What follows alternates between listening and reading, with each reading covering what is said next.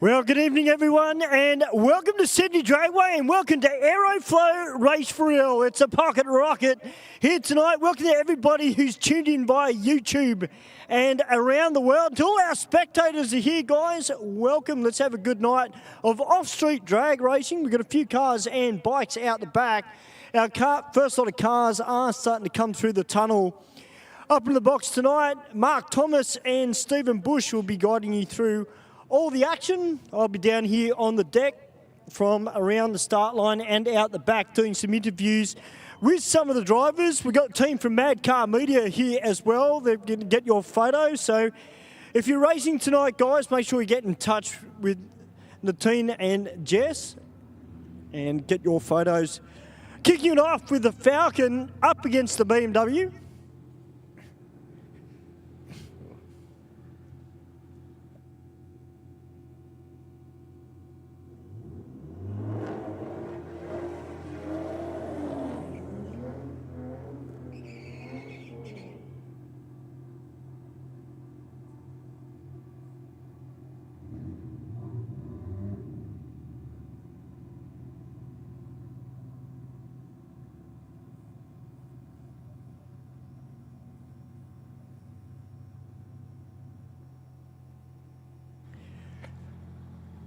Beautiful night for racing too. Sun's been out all day. Track will be nice and warm. Currently roughly around 22 degrees out here at Eastern Creek in Western Sydney as the BMW is out and has set the gauntlet. .009 on the tree from the BMW.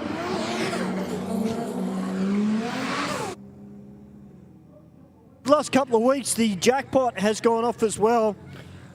So the jackpot tonight standing at about $300, and that's for the first person that is able to crack a 000. We've got this Falcon down here at the moment with a set of radials and running a little bit of nitrous and taking on Braden in the JM Auto Repairs from North Wollongong Audi.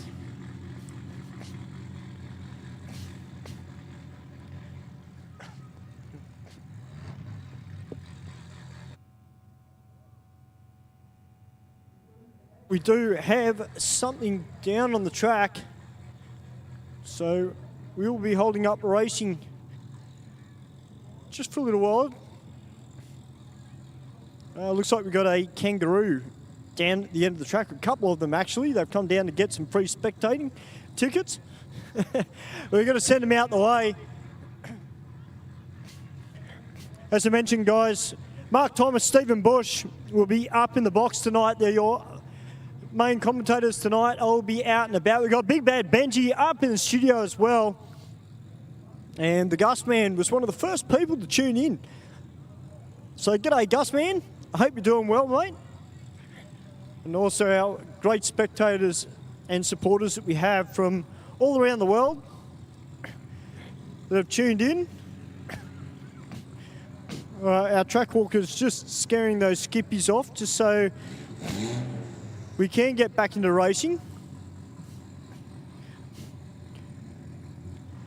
It's good to see a few more radial shod late model cars making their way out here to Sydney Dragway and having a little bit of fun. I can see Mark Thomas up in the studio.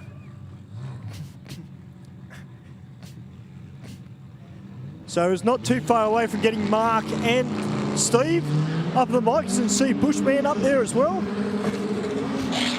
All right, Braden out with an 058 on the tree. Big on a wheel spin from that radial nitrous Falcon. And just a few pops of flame underneath the bottom of it. But it's a good thing about Race for Real, just dialing it in. It's only the first pass, so those guys just getting a little bit of a feeling out stage. Got the Proton Satria down here now, sitting composites, helping that driver out. And the Falcons, we welcome Mark Thomas and the Bushman to the mic. How we going, boys? Absolutely sensational. Stu, how you going, mate? You sound totally pumped down there. Mate, I'm always pumped when I'm here. You know, it's not just the racing, it's also working with a very good team of commentators as well.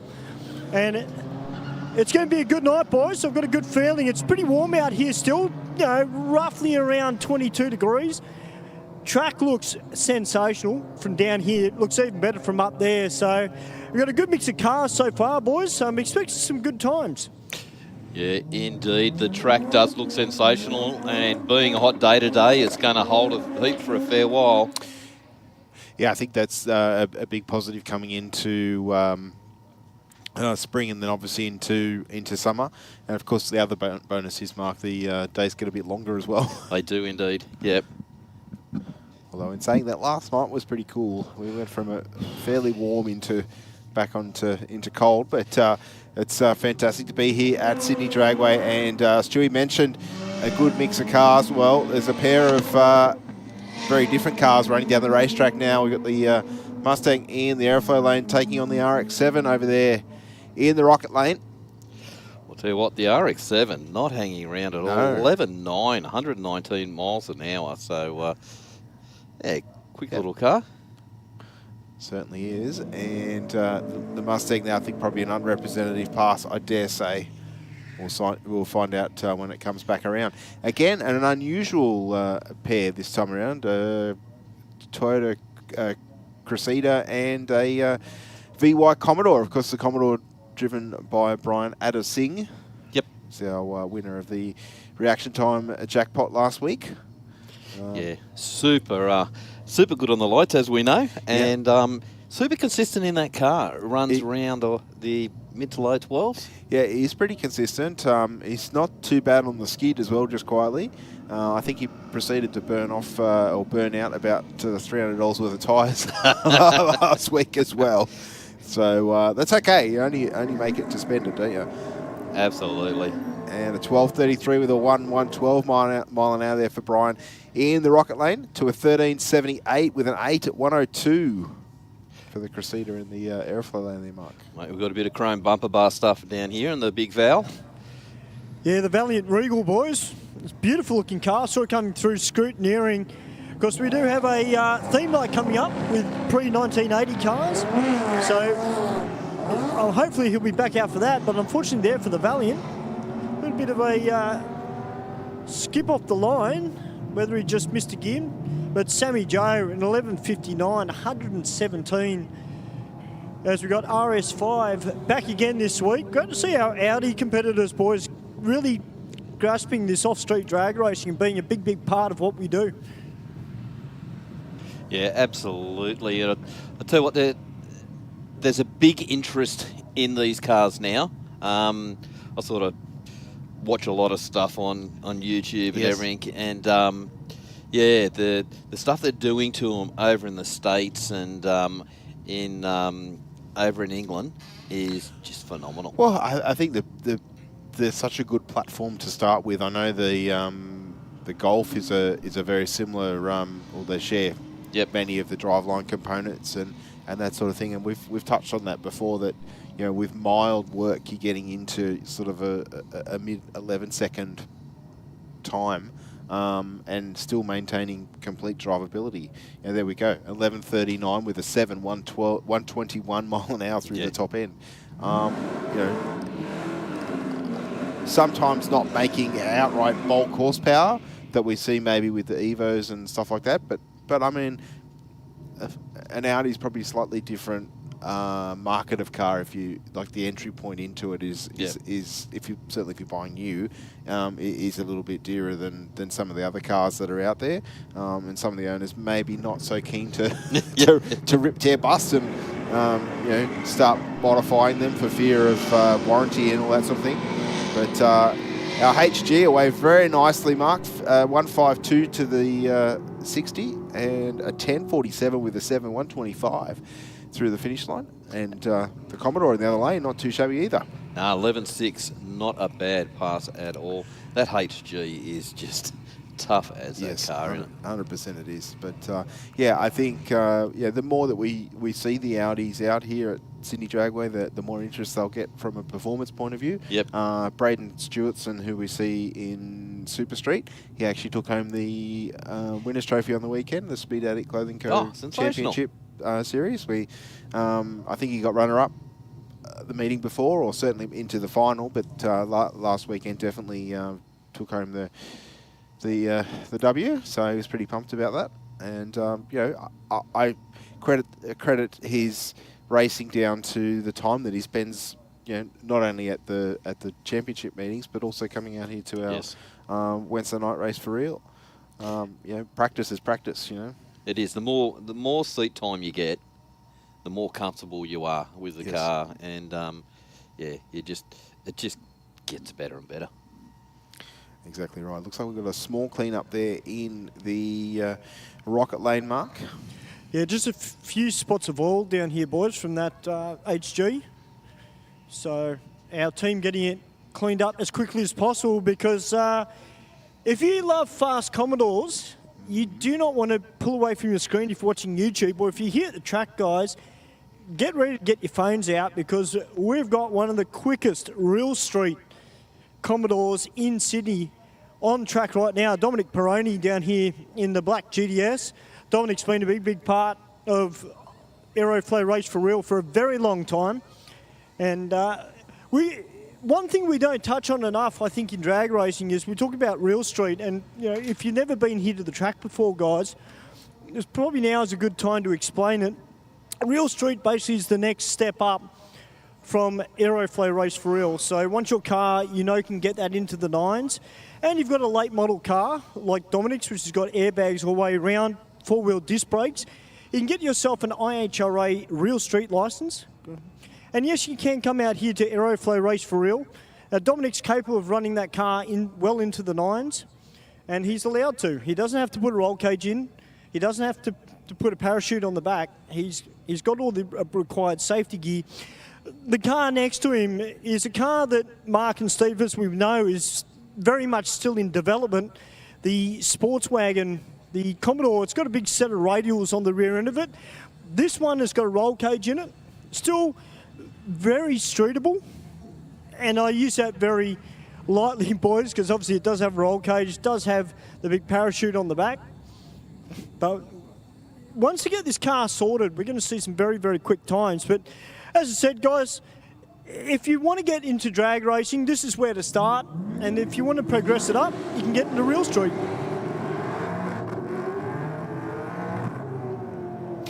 Well said, Stu. And of course, get out here to Sydney Dragway, and you can do that without getting in trouble for it. Absolutely. Unless you cross the start line, then Billy might shake the finger, but you know, he'll survive. Yeah. He will have a smile on his face while he does it. Oh, well, especially if you do that, yeah. He'd be pretty heartless if he didn't.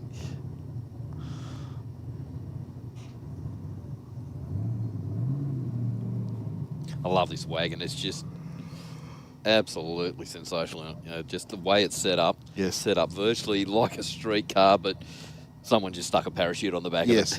And a set of 10-inch plus wide tyres on the back of it as well. Talking of interesting cars, I was doing the desk roll on Stalkbook the other night, and one of the car, that Commodore out and gone, 150 to the 60. Dominic's HSV chasing down, a bit of smoke out of the wagon from 1,000 foot on. Still manages a 955 with an 145 mile an hour. 145 mile an hour for Peroni in the other lane as well. Yeah, yep. Just off at a 9.7, but wow, that you really haven't seen that thing do a really nice full noise pass. It was just so clean out of the hole. It was 150 to the 60 there. So nothing too shabby with that. I dare say there's probably even a little bit left in it if he's running those sorts of VTs. But yeah, like that car with the way it's set up, that thing, you know, I don't think it's going to be much longer and we're going to see it, you know, going out at 1 freeze. Yes. It sounded really nice, though. It doesn't look to be any issues on the racing surface down there at the finish line. Joe Sorbello out now in his 180SX. They looked very lazy off the start line there, Steve, from Joe. The car just looked like it came up in the rears, but just didn't have the go forward off the start line. It sounded really fat. It just didn't sound nice and crisp like it usually does. Yeah, 153 to the 60 there for Joe. Yeah, so this little car that I came across on Stalkbook. I thought it was a Mark II Cortina, but it wasn't a Mark II Cortina. It was a Hillman, of all things. You know how Hillman Yes. had that the boxing Yes, yep. car. I thought that's quite nice. It looked like it'd been fully restored. It's quite. I wasn't looking to buy it. I just appreciating a Scrolling nice through. looking car, you know, Yeah. or quite nicely restored. $45,000. I'm like, Whoa. whoa, that's up there for a Hillman. No offense to Hillman owners. I'm sure that they'll appreciate it. Had a K-swap in it. Oh, did it? Yeah, like some stupid amount of horsepower. It's just like, oh, okay. I see now, I see. Yeah, but very nice little car. It was in like a grey-blue sort of colour. Okay. Probably a standard Hillman colour. I don't know too much about.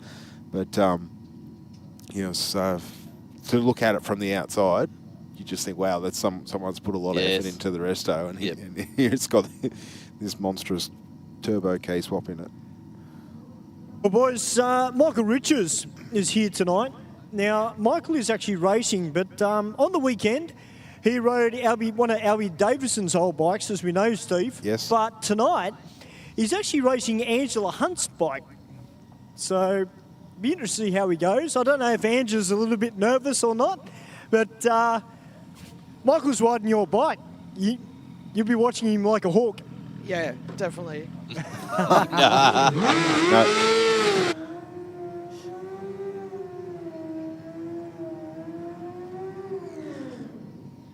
Well, of course, the bike took some success on the weekend in a modified bike. Matthew Hunt riding it got the runner-up spot in mod bike, so he's pretty pumped about that. And Angela took home the win in street bike. Oh, sensational. So the trophy room's being built as we speak. Yeah, good work.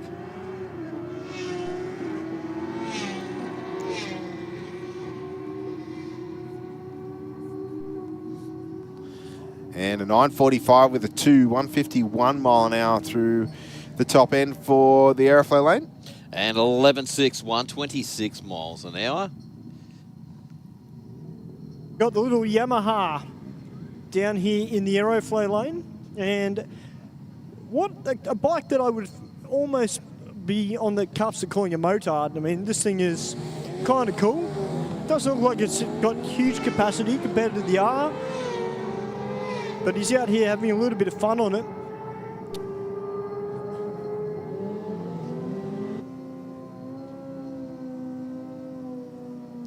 And 1132 with an 132 mile an hour through the top end.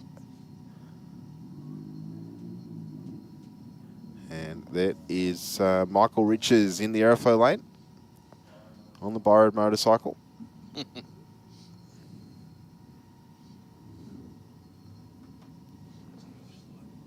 This one has some very interesting stickers on the tank, and I said, make sure you follow the instruction. I'm not going to say any more. Well, good reaction time over in the rocket lane. 0.11. And a 943 with a 149 mile an hour for Michael on the Suzuki. Hey, Steve, Angela's pretty pumped with that pass. I bet. Seemed to do all right. It was a good run there for Michael. Got it down there in one piece. Is even better. That's always a bonus.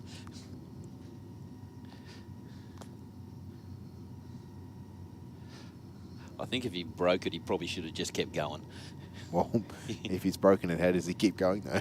Running. Oh, right. Out the gate into the roundabout. Over the fence. Uber on Ferris Road, you reckon? Yeah.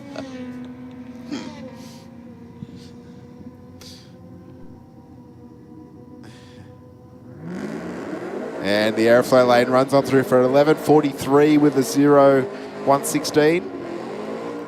And 15.37 in the rocket lane. Big, strong burnout from the Commodore. Well, for both cars, actually, there's a fair amount of smoke coming from the rocket lane as well. What is that, Stu? Are you down there still? It is a BMW. Yeah, rumours taking on Cracked, the GDS.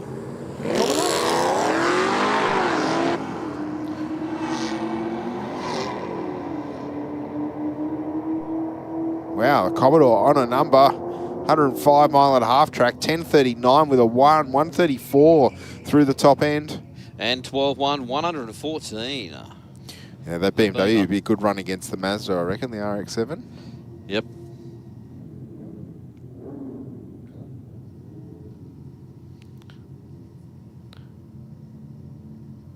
Also see that a number of our manufacturers have recently announced that they're no longer going to be producing the manually shifted range.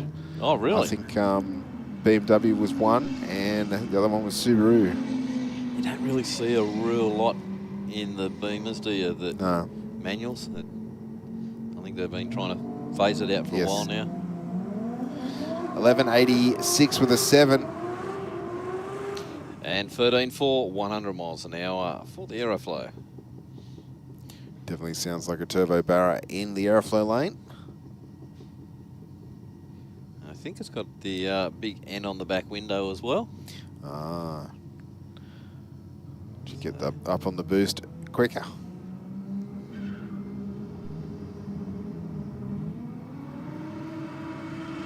Oh, it's a two-step action that happened there too, Mark. Yep. Ooh, big backfire at half track. Once off the boost, 107 miles an hour at half track. Coast to an 11.9 at only 55. Went 146 to the 60. Yeah, you can read into that one, can't you? I say no more. It's stock, I swear. Yeah.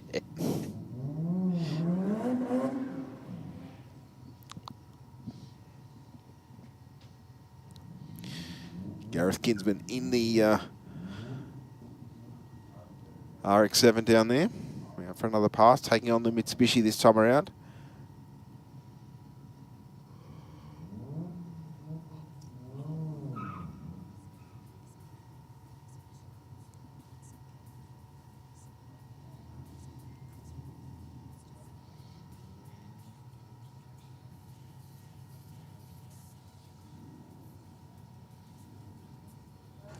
Hey, Mark, I don't know if you can see it on the screen from up in the studio, but there's a beautiful looking Tirana. It's just turned up. And it's in the old HDT Holden Dealer Team colours. This thing looks awesome. Welcome to Aeroflow Race for Real. What's your name, mate? Jay. Welcome, mate. Tell us a little bit about your Torrey. I raced it here about 22 years ago. It was gunmetal grey, did a shock in time. I usually run our grandkids around. I'm a bit upset I couldn't put them in the baby seat today, but we'll see how we go anyway. Young bloke's got the car in front, so the Lizard. Awesome. Well, we'll go out and have some fun. There you are, Mark. I actually seen that just coming around to go into scrutineering, Stu. It looks sensational. Yeah, you spotted that as soon as it was in the lanes. Yeah. Mark, it's still got the old drop tank on the back of it. It's got the old, it's actually got the track tyres on it as well on the rear end. So they're not a radial. They're just like what they'd race in a full-blown circuit. But his son's driving in front of him in a car that we do know here at Sydney Dragway called Lizard. Hey, mate, welcome back. How you going? Mate, great. I got to ask you, mate, did you bring the cheer squad again tonight? Yeah, they're all up there. They should be ready to rock. Awesome, mate. We'll go out and have some fun. So there we go, Mark. Father versus son, Tirana versus Kingswood. It is all about the family atmosphere here at Sydney Dragway, and the gentleman coming forward in this yellow, not even close. It's green, Steve. The green, the green Holden has his whole family here. That down in the stands, ready to cheer on, and of course his father is in the car behind him in the HTT themed Tirana that Stewie just spoke about.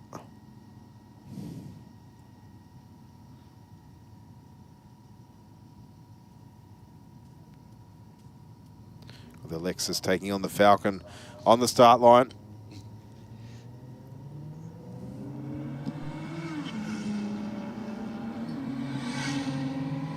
So, Steve and Mark, I've got a question to ask you both. Yes? Did you see the news today? No.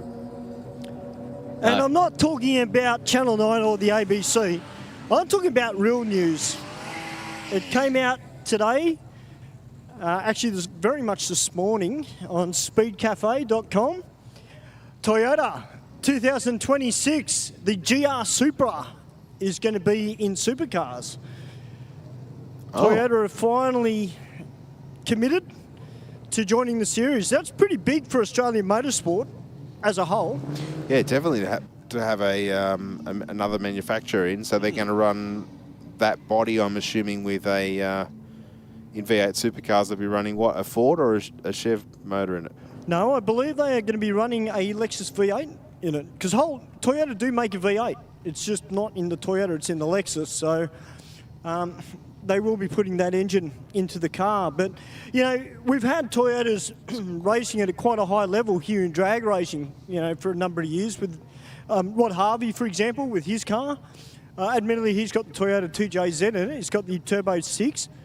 But they've been in and around Australian motorsport for a very long time. Of course, years ago, Mark, you probably remember, Colin Osborne used to race the MR2s at Bathurst in the production car series. Yep. You know, so they've been in and around, but this time, you know, joining up with Walkinshaw and Andretti United, and 2026, that car will be making its debut on Australian racetracks. So it's nice to see Toyota doing things the right way, boys. You know, similar to what we do in drag racing. You know, we bring these kids, you know, into junior dragsters. They do very well in junior dragster. They progress their way up. And then you never know, they go and race a door slam or they go and race a top fuel dragster. And I think Toyota are very, very smart with the way they've gone about this whole situation with the supercars. So big congratulations to Toyota, but, and I don't want to sound biased or anything, boys, but it's a V8. I mean, I would have loved to have seen a Turbo 6 in the mix. You know, Oh, could you imagine the parity issues if you did that? I'm thinking 1992. yeah, that's pretty much I think what the end result would be. But yeah, I think, you know, Toyota put a lot of money into motorsport worldwide, but also backing the 86 series that obviously fosters a lot of young talent into different categories into circuit racing. I don't get it. What's that? That you can just then go and pull a Lexus motor and stick in the Toyota. Well, It's not just built that like quad that. cam. Yeah, but it's not built like that. No. So No. where were we going? Like the Chev, it's got a Chev in it. Well, that's why I asked the question. The Are they Ford's putting a got Chev or a Ford? in it. Yeah, and so we've got a Toyota with a Lexus. So why can't we have a Chev with a Hemi in it?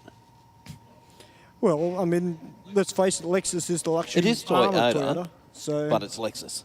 Yeah. It doesn't come out in that car, that motor. No. So I would have liked to have seen the Turbo 6 in there. Admittedly, it is a they were built BMW that way, motor, but, you know. VKs for our Fords. Yeah, well, you know, I reckon they should chuck them all out and just put 308s in them. That's what I reckon. have a one engine series, you reckon? Yeah, 2J. Yeah, 2J. I mean, we all know the 308s sound a lot better than the LSs. I mean, that's a proven fact. Well. Yeah, okay. Moving forward. Yeah, it's just I get I your like point. I like the idea of the racing, Yes. but originality. You know, originally it was production car, wasn't it? I don't follow the V8 supercars. What did the Mercedes run? Did they run a But they got a Mercedes one of their? V8. They ran a okay. Mercedes motor. Yep. Yeah. Even though it wasn't a full factory effort at all, But they run a Mercedes toy. actually didn't want to have anything to do with it. But they gave Erebus the intellectual property to be able to use the car. Yes. But look, it would have cost them a lot of money to get that car up to speed. And let's face it, you know, the landscape in drag racing hasn't really changed that much, but in other forms of motorsport, it has changed a lot. And we can see where the future is headed in that style of racing. And to a degree, we can kind of see where it's going here in Australia as well, because, I mean, you look at Pro Import, and we mentioned it last week, how that category is going to be an exhibition class at selected rounds. And that's something that I think a lot of people, and particularly the paying public, you know, I think a lot of them are going to grasp at and go, you know what, that's cool. And especially the younger kids that have grown up with it. I mean, there's kids out there that know what a Skyline is. They know what an RB30 is. They know what a Toyota Matter is. And I think it's going to benefit our sport as well. Well, I think long term, if you run a specific class like that and you pick up even a small group of people that are very passionate about getting behind the wheel, and they invest their money into a car, and as long as there is still a place for them to race it, then that's another group of people that you've got involved in the sport because they've seen something that they really like. And that is the beauty of drag racing, as I've said before. Oh, is this a little bit of a partnership battle right now, Mark? 0.45 on the tree for Sammy Joe in the Aeroflow to an 0.63 for Ada Singh. They both brought their A game to the start line. 11.62 with a 4 at 1.18 for Sammy Joe. And a 12.40 in the rocket lane for Brian. He just doesn't move off that ET, does it? No. It's just dead every time, spot on. And really, you wouldn't do anything to that car to make it go quicker. No. In the bracket that he's racing in, it's perfect. It's spot on. It's right where it needs to. It's quick enough to be fast and be fun. Yeah. Quick enough to do a big burnout, and and it's consistent. Yep. And he's good on the lights. Yes. That is something that I must mention on the weekend for the Speed Addict Clothing Co Championship. There was a number of 000s, probably 2 or 3. There was one in a junior, another on a mod bike, and I think there was one other. But O-lights, I cannot believe how many O-lights there was. Like, and pairs, like.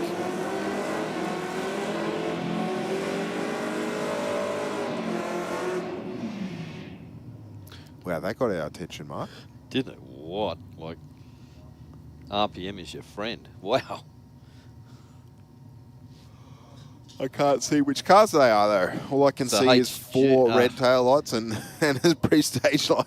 VZ, black VZ, and a blue HJ. Ah, okay. I think the HJ's raced here a few times before, if it's the car I'm thinking. Over this Commodore down here, guys, he actually just demonstrated to me down in the pits that he's actually got a valve in the exhaust. As I said to him, your car sounds sweet, and he goes, oh, that's because I've got the pipes open.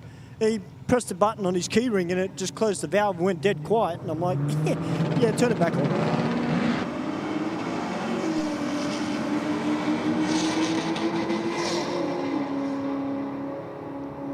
Oh, someone hitting the limiter at half track there, I think, Mark. Absolutely, you could hear it. 11.7, 113 to a 13.1 at 71 miles an hour.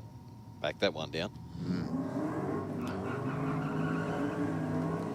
The smoke slowly drifts away here at Sydney Dragway. The flags. Well, got the Tirana out.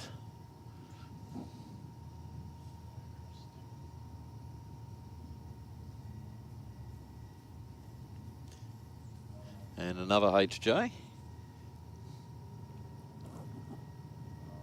Oh, unfortunately, the Tirana rolled through the beams, so won't get a representative time.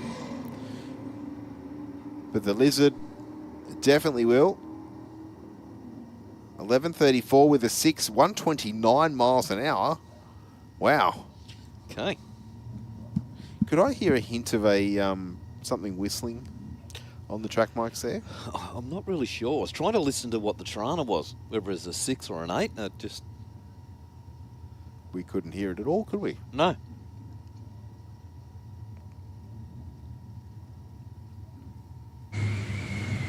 Hey, Mark, there's a beautiful looking GTS Monaro. It's about to come out. And it's got a little gap in the bonnet with a supercharger partly hanging out of it. It's got a big, looks like it's got a big set of radials on it as well. So if I was you, Mark, I'd probably take the cans off your head when he does his burnout and listen to that V8 sing. Yeah, I've been waiting for that. I think it's two-door Monaro, QE. I've been waiting for that car to come out.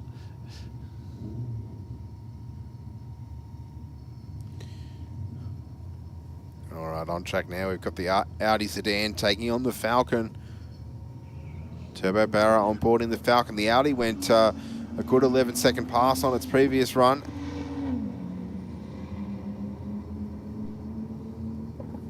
And just drives away from the Falcon. 11.26 with a 121 mile an hour. In the Aeroflow lane to a 14.11 at 96 mile an hour in the Rocket lane.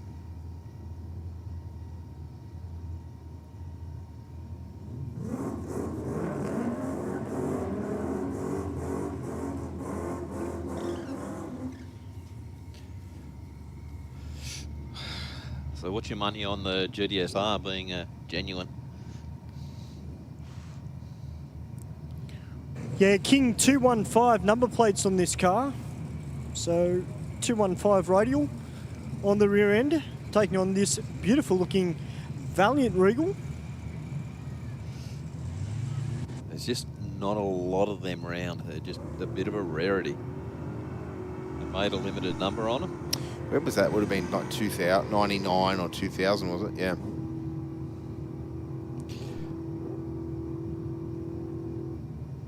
That's a bit of a problem with the valve. Fueled up on the line or something. Meanwhile, the GDS runs on through for an 11.36 at 118 mile an hour. Left the line with an 0.44.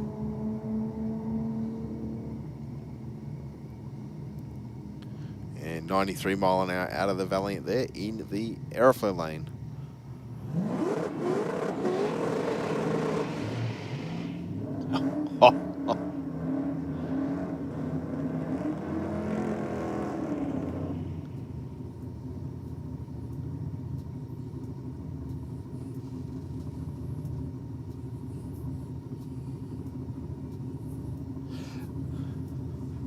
Well, the two-door sound very responsive. Yeah, only a short, sharp burnout. Tirana just having a little bit of trouble starting it, boys, down here.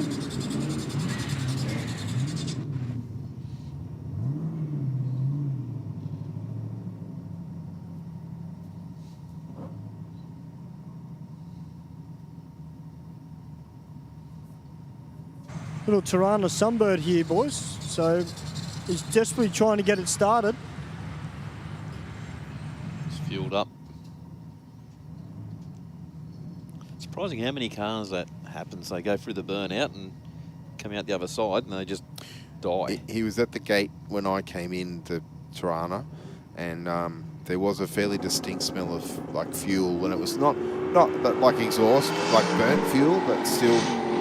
Wow, look at this hold and go. 141 to the 60, 130 mile an hour at half track. 870, 146 mile an hour. You could see that thing from half track, how hard that was going. It's like it got to the 330 and then the throttle became fully open. And it was like, yep. 130 mile an hour at half track. So wow. He's nudging 200 kilometers an hour at half track there. Did have a parachute on it, of course. I'm thinking the 16 mile an hour that he put on in the second half wasn't flat out. No. Probably thought, I'll slow it down for this one. It still runs an 870. Wow. And not loud either. Like, no. You think being supercharged, the exhaust, it must still have a muffler and everything on it. Well, it'll be interesting to see what that car does a little bit later on. There's certainly no traction issues. Very well set up in the suspension.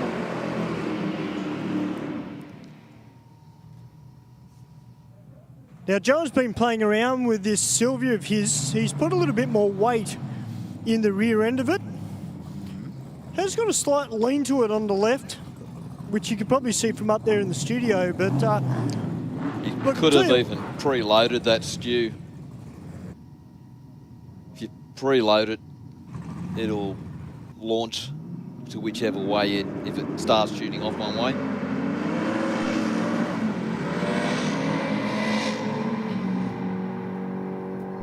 Didn't sound like he was full throttle on the launch there. Had a couple of pedals at it. Still running 909, 153 mile an hour.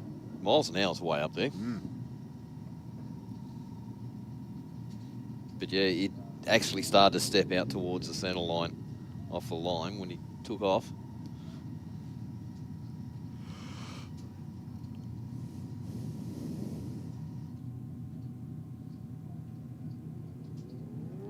Back into our motorcycles for their second round. Good side-by-side race so far. Aeroflow lane just out in front. 11.01, 133 mile an hour. And 11.5 for the Rocket Lane.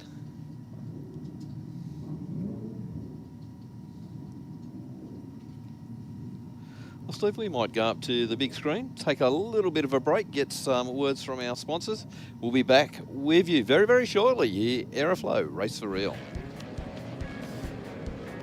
I've chosen to use VP racing fuel since I was a teenager racing motocross, which was 21 years ago now.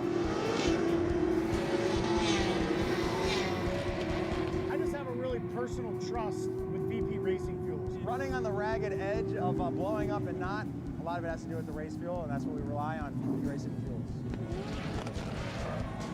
VP has been making racing fuel for 43 years. They're the official fuel of multiple top series globally. No matter where we are in the world, no matter what fuel we need, it's always consistent, it's always perfect and exactly what we're expecting and our tuners expecting. They support myself, my Drift Alliance bros, and for that, I'm extremely thankful. Keep making amazing fuels, keep out there.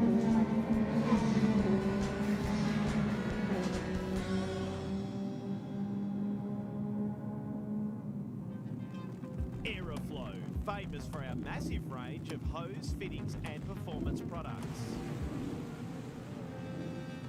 Air filters, oil filters, fittings, engine and transmission parts, fuel systems, tanks, silicone hose, exhaust, air conditioning, turbo and nitrous accessories and more.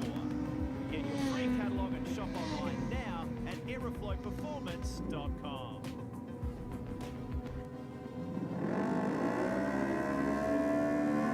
Ship shifters from Aeroflow Performance are truly the modern shifter for the modern age. Featuring a full bespoke billet case, all shifters are designed for right-hand drive vehicles with an LED lit gear position indicator.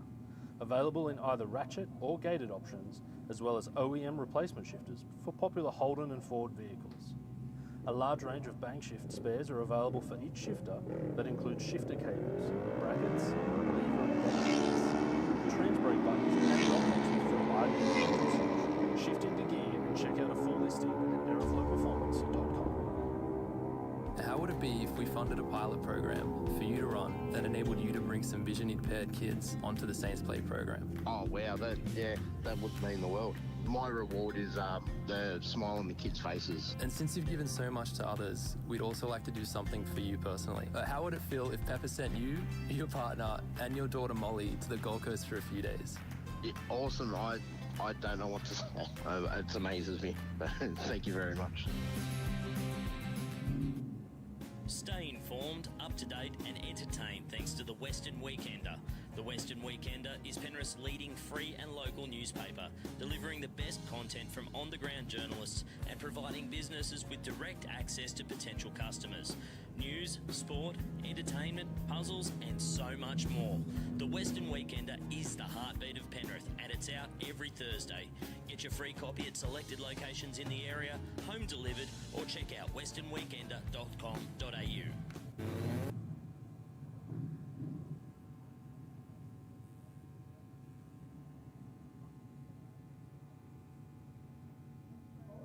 Well, welcome back, ladies and gentlemen, to Aeroflow Race for Real. Now, I'm out the back, and I'm really, really surprised that I can't see Mark Thomas at one of the back windows, because down here behind the tower, we've got a blown VL Calais. This thing is hot. Mate, what's your name? Alex. Alex, welcome to Aeroflow Race for Real, mate. My name's Stewie. Tell me a little bit about your VL. VK, mate. 383, small block Chev, 671 blower. We haven't raced it yet, so it'll be interesting to see what it does. Mate, this car is amazing. I apologise for getting that wrong, but love it. I'll tell you what, Mark, we're a little bit spoilt tonight. We've got a huge amount of tough cars here, and wait till you see this VK. It's going to get you pumped as I am. Yeah, can't wait to see it.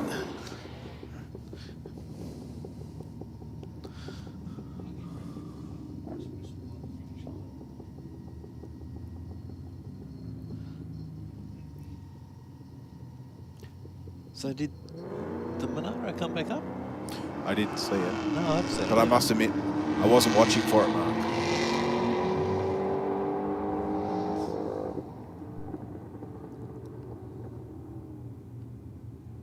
And a shut off at 11.05, 109 mile an hour in the rocket lane there. Yeah, that was 6.7 to the 60. That was real early, wasn't it? Yeah, we went 104 to half track. Speaking of Braden, here he is in the rocket lane, taking on the Mitsubishi in the Aeroflow lane. Now, Steve, I got told today that Daniel Misfart is going to be racing tonight. He's just got hold of a new BMW, or new to him anyway, and he was going to bring it out here tonight and do some laps to see what it would do. And he's already told me he's already organised a new front mount intercooler to come for it and a few other little bits and pieces. So hopefully Daniel comes out tonight. Watch this space, eh? 11.94 for the Audi there, Stu. Yes.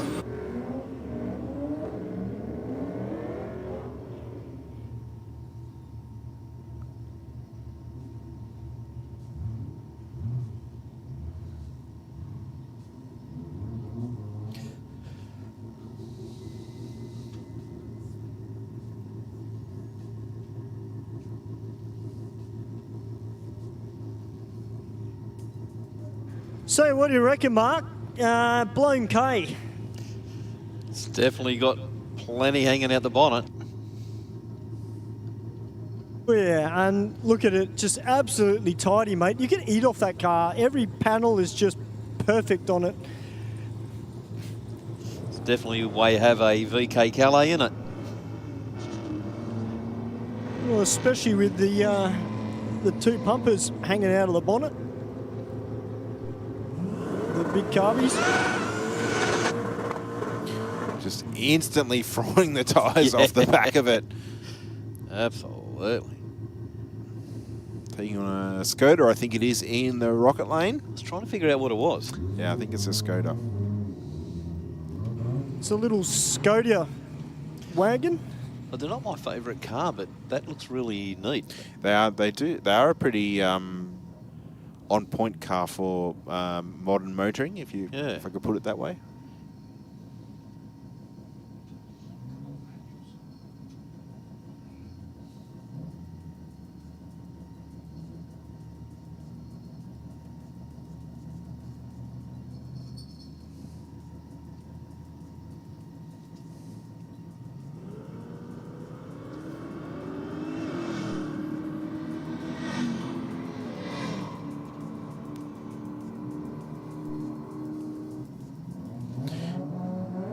VK runs on through, I dare say, for a shut-off. 10 at 92 with a 4 and only 115 mile an hour. And 14.8, 97 miles an hour for the rocket lane. Yeah, by listening to it in the burnout and then seeing it was very lazy down the track. Yes, only to get to 115 is there's a fair bit left in that, I dare say. Absolutely. RX-7 on the start line, taking on the GDR over there in the rocket lane. Yeah, prestige performance down here with the R34, Steve.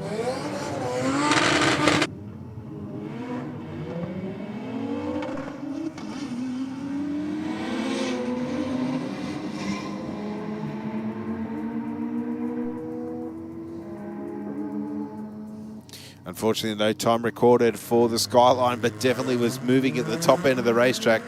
The little Mazda 1256 with a 118 mile an hour this time around. Yeah, the Skyline was just hesitating on the line, coughing and spluttering, and then once he got it going, it got going. We've got the XE, looks like a Fairmont gear down there. The headrest in the back, and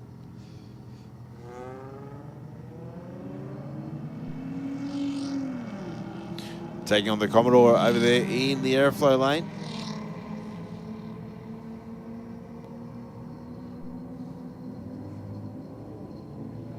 Falcon definitely keeping him honest, but the Commodore will get there first. 16.50, 84 mile an hour. And 16.9, 81 miles an hour. Cressida in the rocket lane.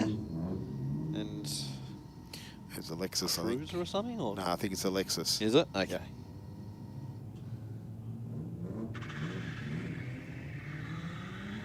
Oh. Cressida just turned the tyres all the way out of first. And the Lexus is going to get their first mark. 13.46 with a 4 at 108 mile an hour. And 15.0 at 102 miles an hour. Next up, the Nissan Pulsar taking on the VY Commodore.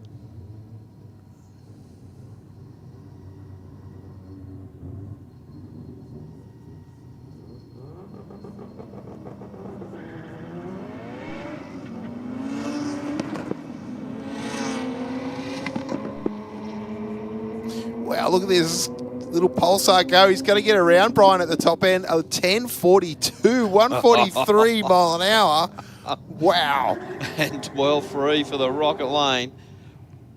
It was a little bit slow out of the hole, and I sort of discounted it. And the next thing, it's spinning the wheels in second and third, and then it's building speed. Wow. Definitely unexpected.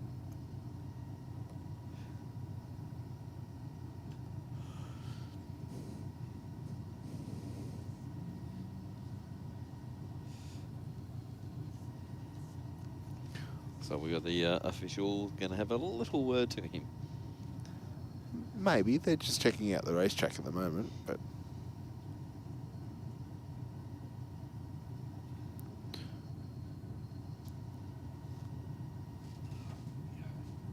certainly making plenty of horsepower. You can do that sort of speed with front-wheel drive transmission. The drive shafts and CV joints usually don't like that sort of stuff. No. It'd actually be a bit of a different drive, wouldn't it? Yes. Because you're not getting pushed, you're getting pulled. It'd be interesting to see how the car itself would react.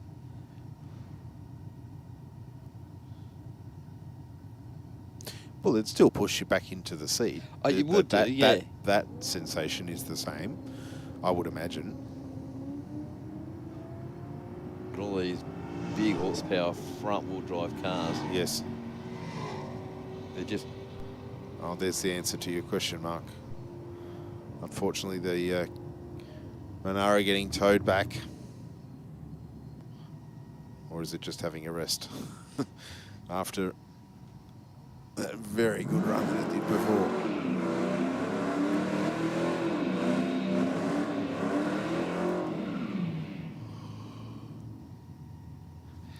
We didn't get spoken to. That's a good thing. Maybe is that part of the play? Yeah. Might be. Just tow it back each time.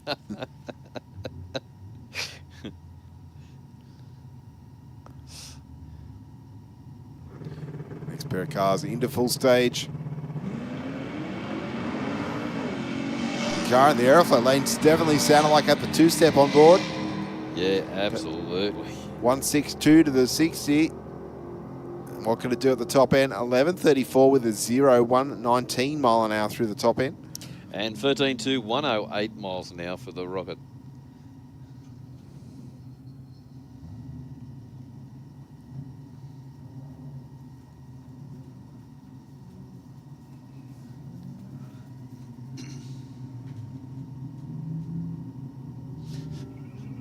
Last another day. Hey? Last another pass. Yes. 168 to the 60 for the Audi in the Rocket Lane. Runs on through for 11.31, 120 mile an hour. And 13.9, 101 miles an hour. All right, here we go, father and son once again on the start line. Can the Tirana get into stage this time? And we can see what sort of ET and mile an hour it's capable of.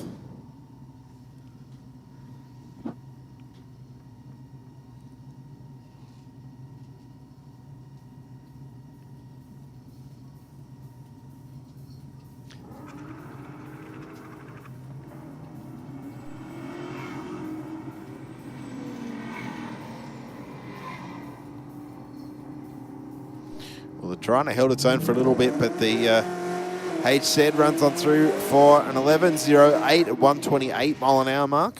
And 13.7 at 105 miles an hour. That's pretty. If it's a 6, it's pretty tough. Yeah, it's 6. not too bad. You're not going to leave it outside for that. No. No.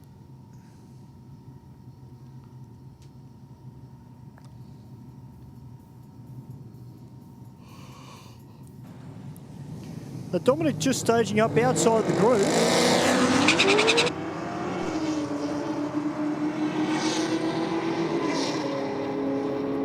Boy, VF Commodore just absolutely running away with it. 10.0, 144 miles an hour. And 11.6, 114 miles an hour. Certainly seems like a very well sorted car for Dominic in the Rocket Lane there.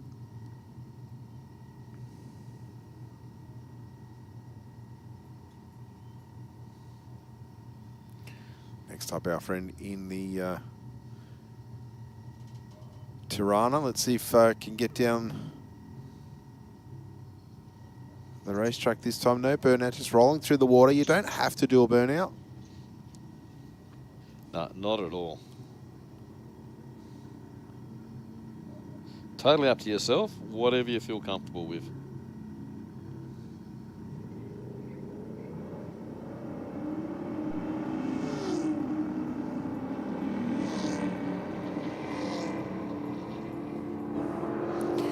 Good side-by-side race happening here. The Tirana just out in front. And a 13.61 at 102 mile an hour to a 13.82 at 104. Well, Stephen Mark, I had a quick word to the driver of the Lamb Speed GR Yaris, and yes. I asked him, you know, had you played around with anything? He said all they've done to the car is do a wheel alignment on it.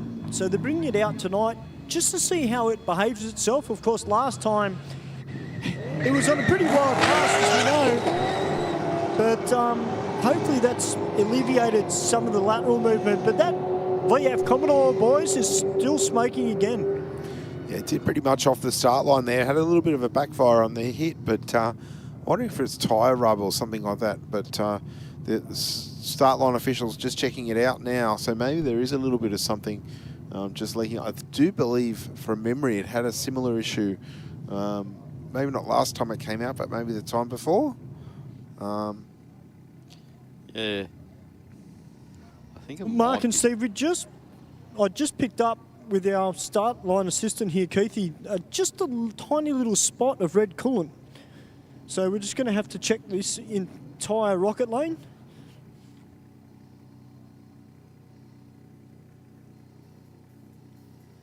Does it put off smoke when it burns, though?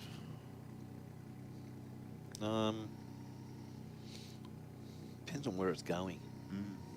Just think if it's just dripping onto the sort of, not that it would. Yeah. Don't know. Could be steam.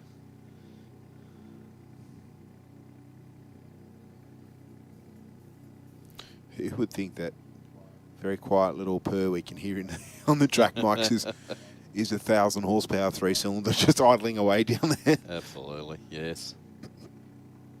And yes, you heard me right. What did you say? 822 at the tyre, the front tyre. Yep.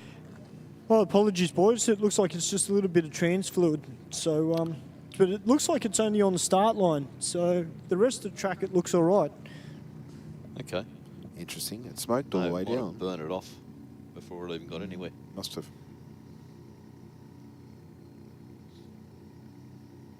Problem with trans fluid is that it does ignite.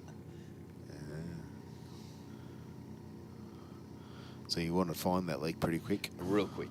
Yep.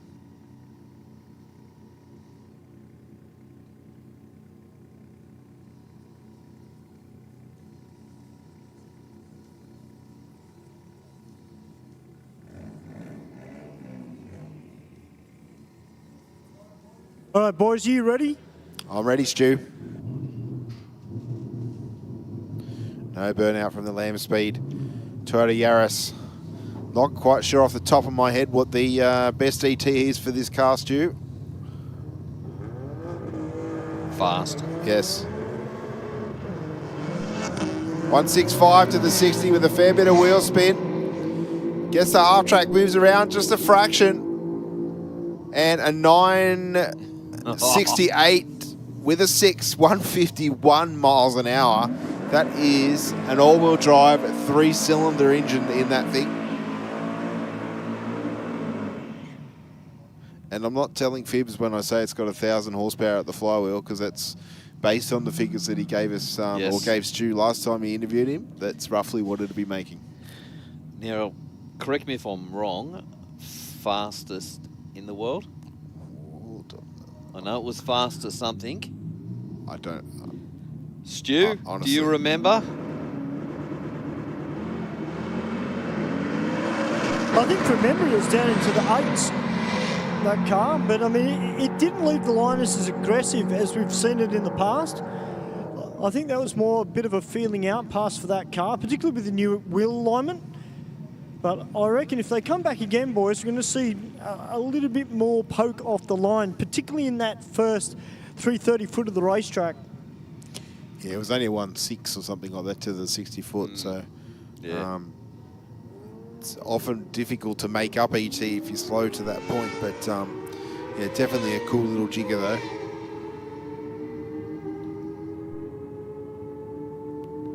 A pair of bikes running down the racetrack, 10.94 with a 3, 134 mile an hour in the Aeroflow lane. Well, Joe went out a bit better, 1-3 in the 60. Didn't seem like a clean pass, there was a little bit of backfire there. Yeah. I think he banged the limiter.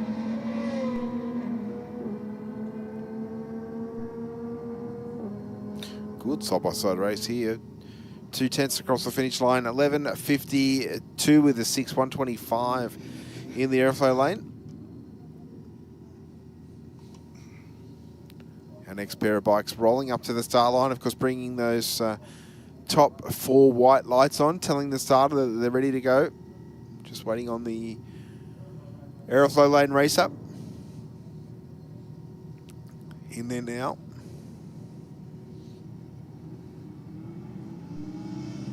O2O on the tree for the rocket lane. Wow. Yeah, it's cutting a good light.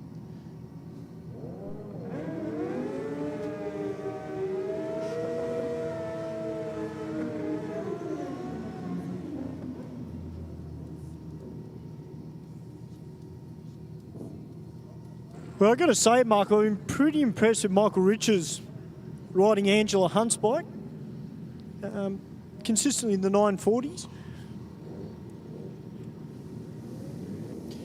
Yeah, definitely doing well on the bike. 097 to a 005.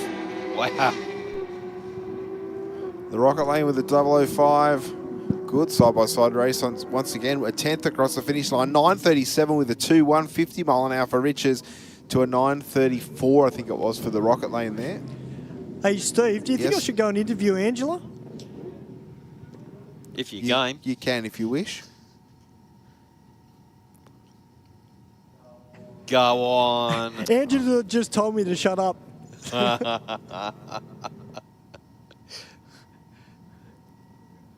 That's not very nice.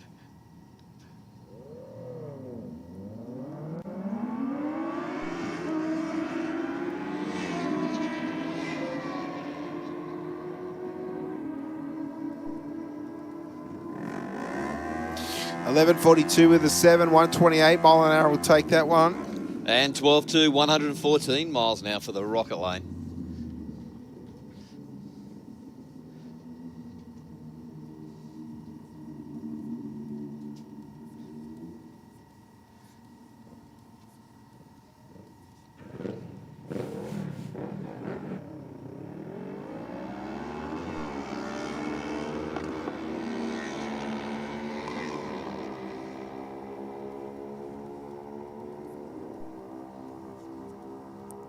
Rocket Lane will take this one 12.52 with a 3, 106 mile an hour through the top end. And 14.3, 93 miles an hour for the Aeroflow lane. Strong burnout from the Rocket Lane down there.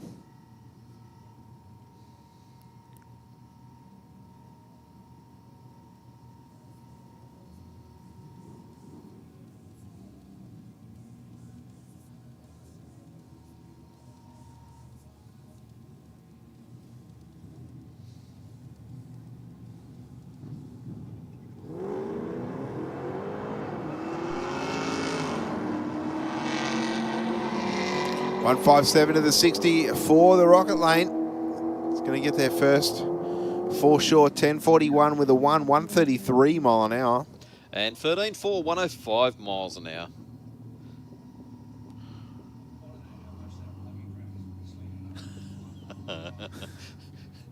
It's aerodynamic. Yes. It's a directional for the air.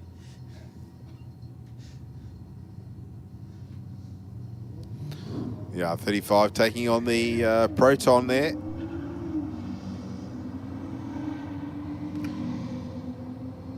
The Skyline, as you'd expect, out in front. The little Proton was a pretty popular little car when they were new. And don't see many of them on the road these days, so they're probably pretty rare. Yeah.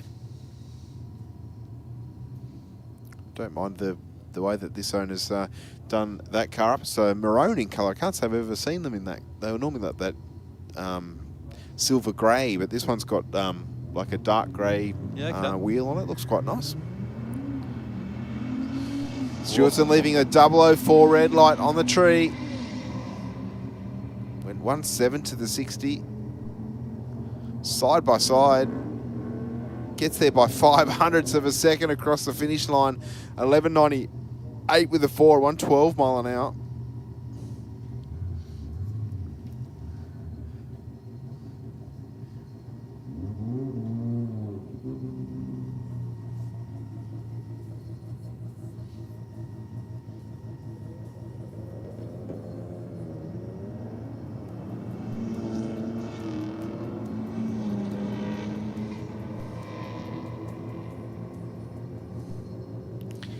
Lancer is going to take the win here, Mark. 12.75 with the 2, 111 mile an hour through the finish line. And 13 to 111.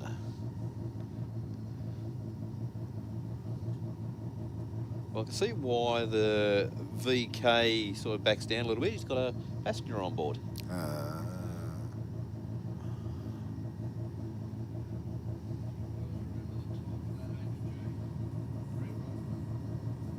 10.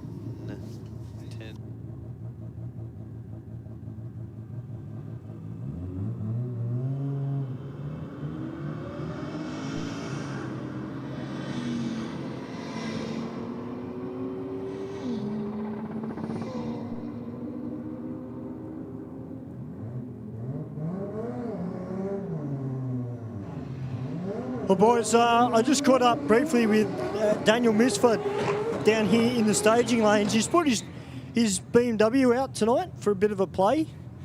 Mark, this is probably something you'd be used to. Apparently you just said the bank account has taken a fair whack. Yep.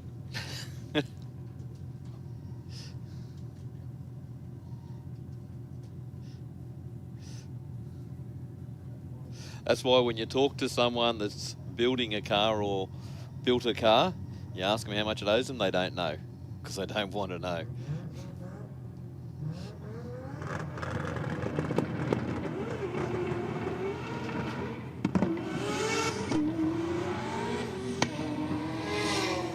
big sheet of flame out the back of the Skyline on the gear change, wandering around a lot, way over towards the wall, right on the finish line. Wow, that thing stepped over at least a car and a half width right on the finish line. Just what you want to do at 131 mile an hour. Yep. Went through for an 11.1 mark. Yep. I just spoke to that driver, Steve, before he came out, and he was telling me they've just put the two-step into that car. It's running a sequential gearbox in it as well. Ooh. So Nice. it's had a fair bit of work done to it as well, that car, but still very much in development. But tell you what, it'd be a nice car to cruise on the weekend. I'd like a sequential gearbox too. It'd solve all of my gear shifting problems. Hey, just put an auto in it.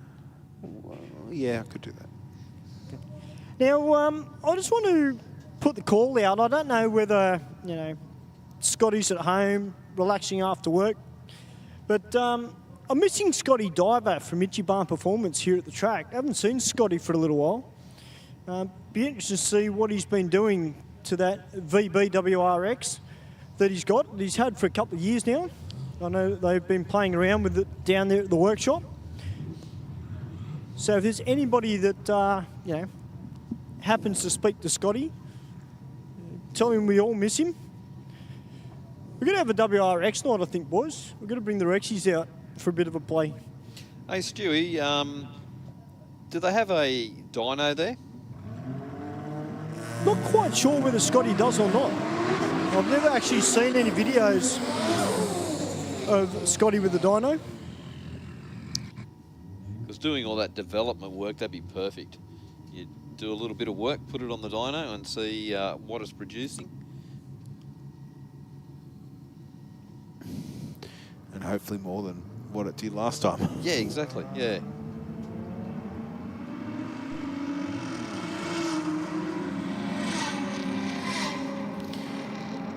Steve, what did that Falcon run to half track? 578 with an 8, 124.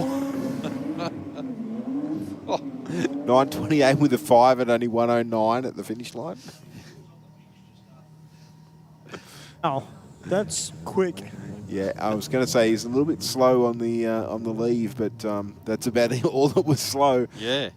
Once the thing got the button got let go. I think he was just about on the break after the 60.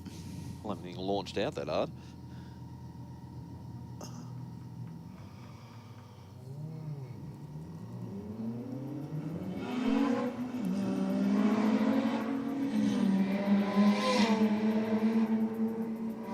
Looks like Omas is going to win this one over the Falcon. Just under 95 mile an hour to half track. 12:47 with a 4, 122. And 12.6 for the Rocket.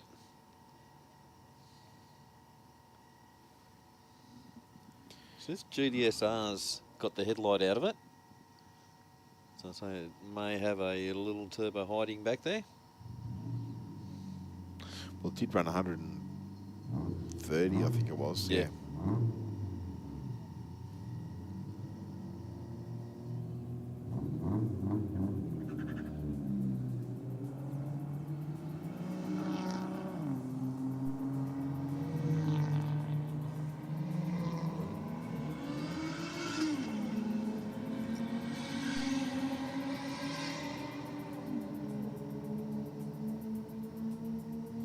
And a 17.40, 80 mile an hour for the Falcon. And 19.6, 107 miles an hour for the Rocket Lane. Yeah, some issues off the start line, hence the slow ET. Something that's just come off that car.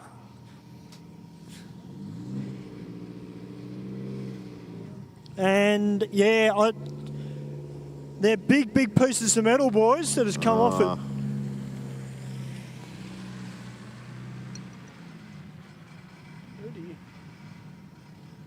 Oh, we can hear it rattling in Stu's hand. Wow. Yeah.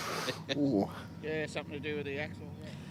Well, it's something to do with the axle, boys. I've been told by our starter, and yeah, I'm covered in grease. Okay. So that's See, the, I actually do work, Mark. I've got grease on my hands. Take that as you will. so definitely be a CV joint. Yeah, I might have put the commentator's curse on. I think so. Disclaimer, disclaimer, disclaimer.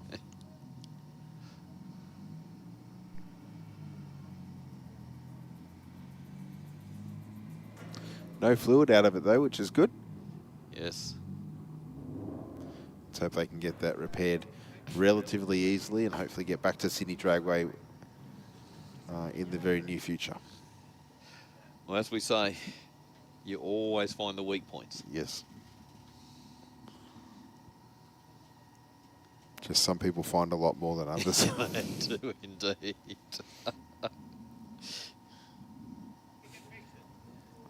Well, that's exactly right, Billy. I agree with you. Our chief starter, Bill, he's been around the game a long time, as we know, boys. Gave me some good words of advice. Be good to your mother. Well, it's a bit of a shame there for that Honda Civic. It was running a good pass on its previous run. But, yeah, not what you want. Oh, I thought it was a Pulsar. It was a Honda. Looks like a Honda. It was a Honda. But, yeah, it was a massive clunk when you start his burnout, and then big chunks of metal came out from underneath it. So It's actually lucky they come out from underneath and not from the bottom out. Yes. Straight through the bonnet.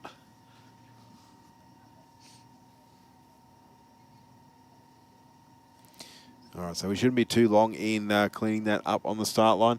We might just throw it to our big screen for a couple of quick words from some of our sponsorship partners here at Sydney Dragway. Mark and I will be back with you very, very shortly. Boosted turbochargers from Aeroflow Performance are designed for the automotive enthusiast who wants optimal performance at a competitive price. We have a range of turbochargers in both ceramic ball bearing and 360-degree journal bearing options to suit your power goals from 200 up to 3,000 horsepower.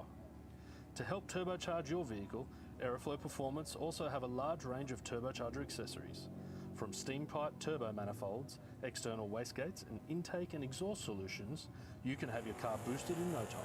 For a full listing, check out aeroflowperformance.com. Speed Addict Clothing Co.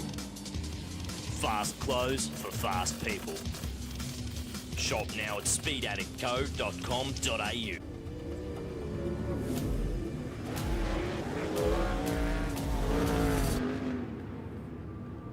I have this incredible drive to succeed. I've just got this ambition, I want to get on the podium. I think there's a lot of people that have an older mentality and don't think women belong in motorsport.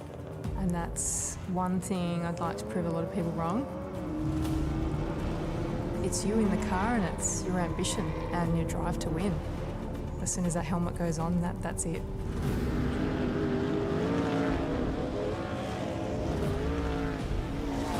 I'm Brooke Newson. I'm a sprint car and outlaw car driver.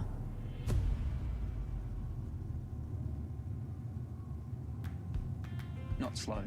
Not difficult. Not just ticking boxes.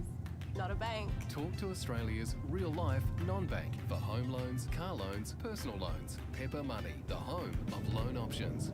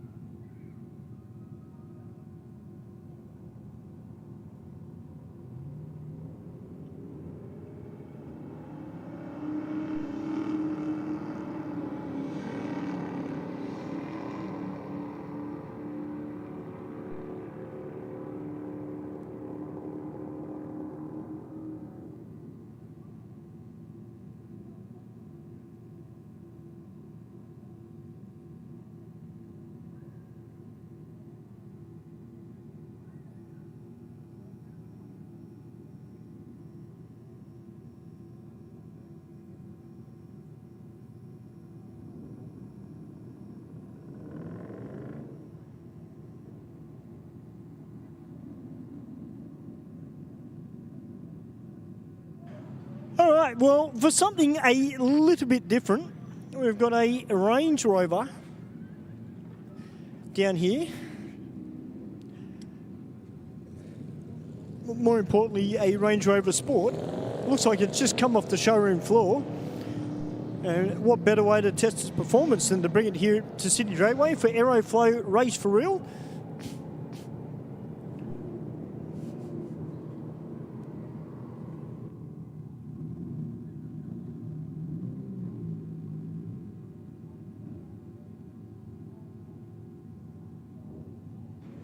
I've got this young lady down here on board the Yamaha R6.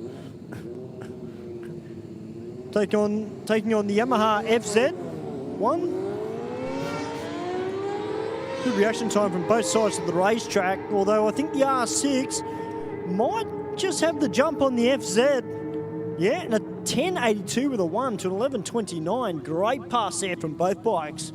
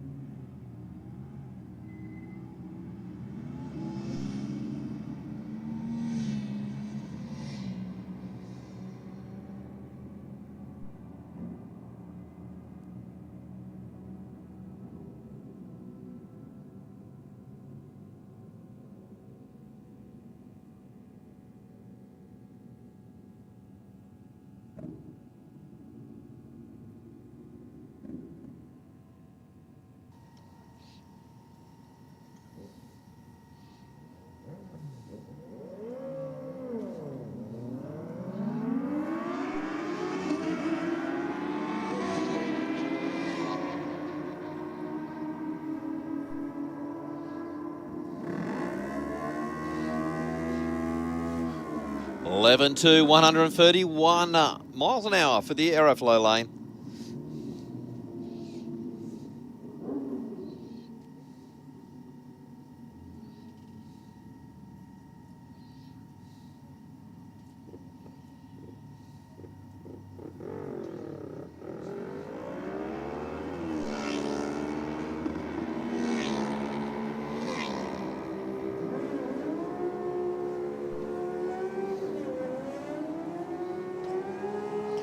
Well, 106 miles an hour to a 14.6, 93 miles an hour.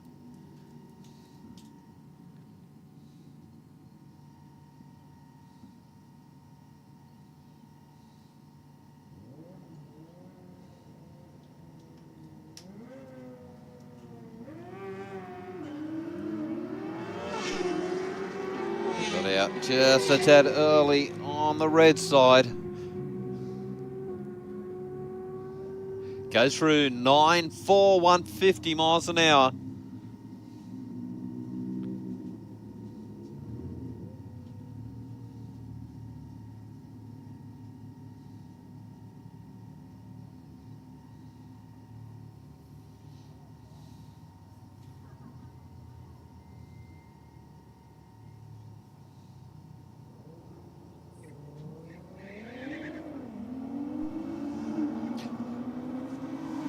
Skyline goes out at 1.8 for the 60.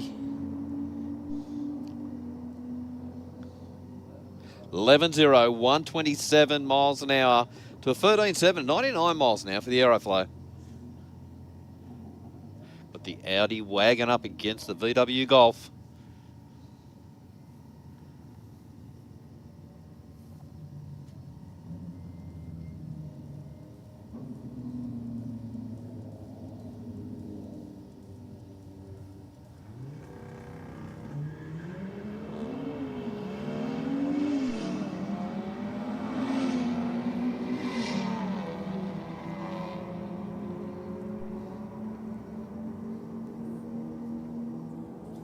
11.9, 112 miles an hour for the Aeroflow lane to a 11.5.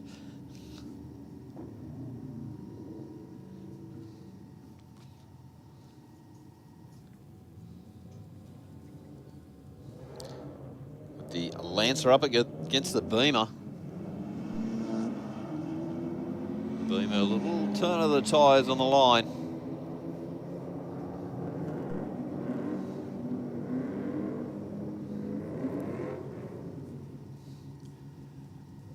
$13.2 to a 12.7.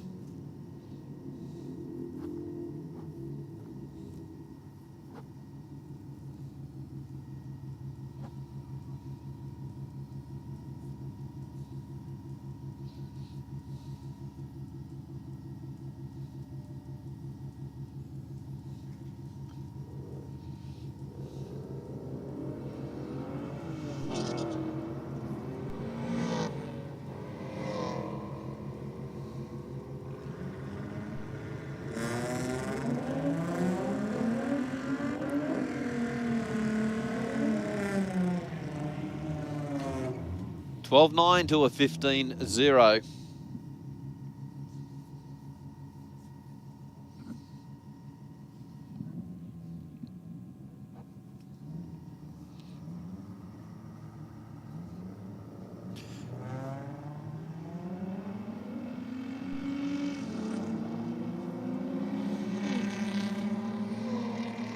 Falcon just goes by the VY Commodore.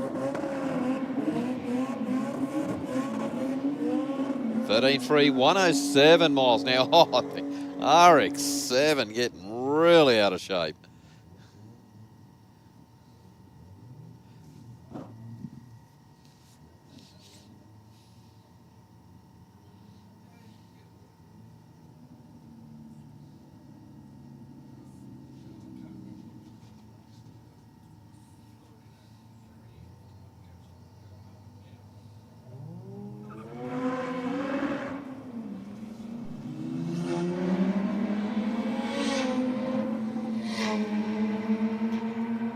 Both these cars went out at a 1.960 foot. RX-7, 12.5, 122 miles an hour to a 12.5 for the Falcon.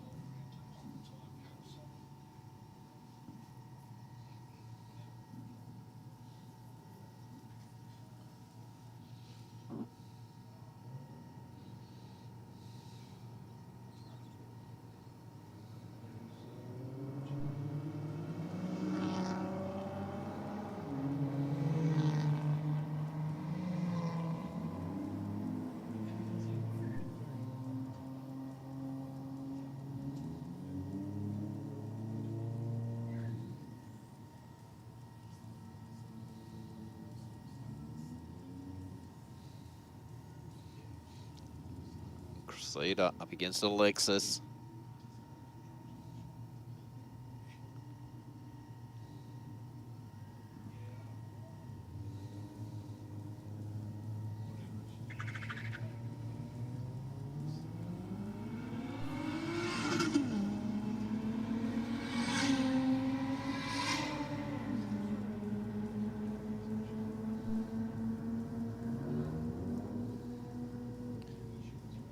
$13.8 to a 13.6.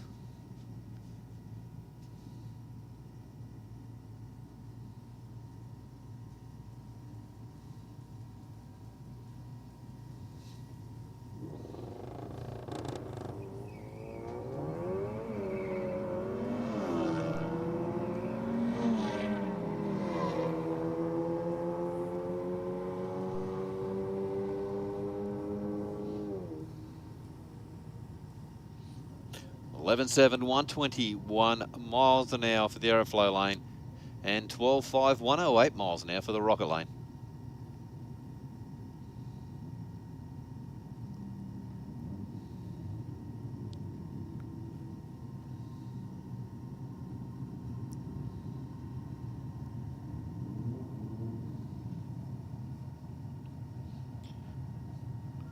Well, Mustang up against the full drive.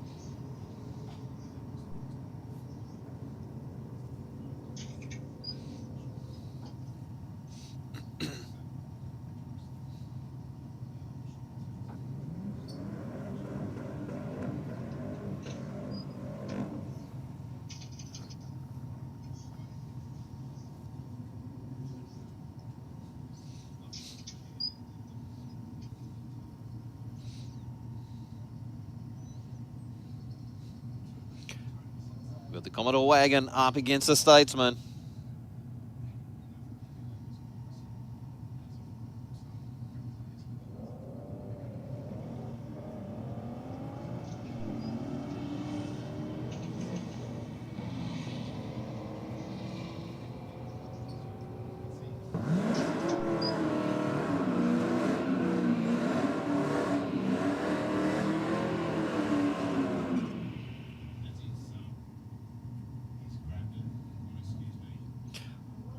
Well, Mark and Steve, I was just having a quick chat out the back earlier with Paul Rappo, who's driving King 215. Now, that car is not running an LS motor. Let's get the old VP V8 motor in it. He is trying to get that car into the high 10s, Mark, but it's just not playing the game at the moment. So hopefully you get the right conditions. We will see Paul put that car where he wants it, but doing a great job with a little 215 radial. Well, Stu, that car in the rocket lane, bit of smoke coming out of it, just that it crosses the line. But in the meantime, we've got the LJ down in the burnout box and the XY right beside him.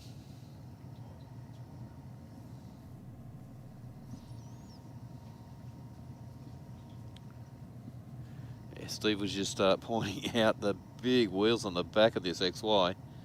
So plenty of tyre to the ground. Okay, we just got the track staff just having a quick look at the track. They're all getting over the fence, which is a good sign.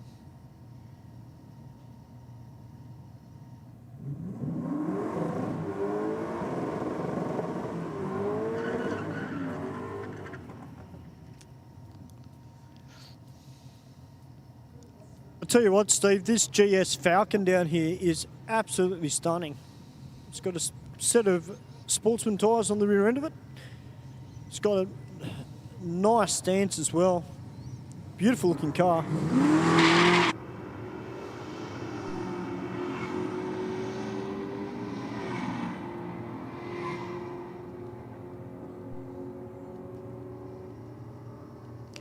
.11.4, 119 miles an hour to a 13.6, 104 miles an hour. With the VY Commodore up against this Audi. It's a pretty trick looking Audi. Just something about these Audi wagons, Mark, when you're down on the deck and you're just looking at them in this white colour with those giant black wheels on them. Tell you what, geez, they look good. Yeah, they do, don't they, Stu? Oh, absolutely.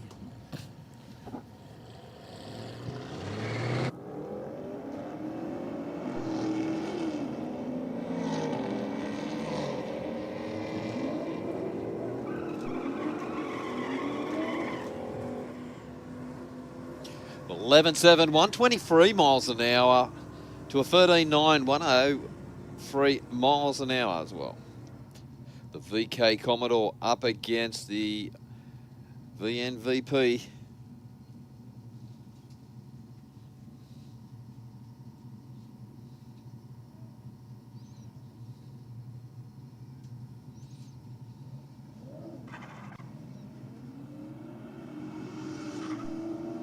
Well, this VK Calais down here in the rocket lane looked very good off the line.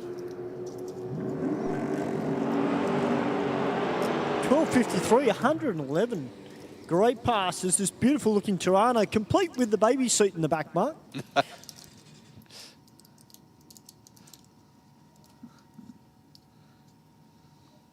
That's the way. Tirano with a full family pack in it.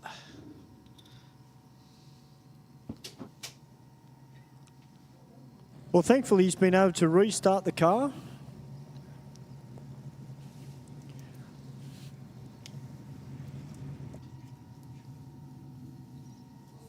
We've got another little Audi down here with a little bit of help from Parkatech on the side.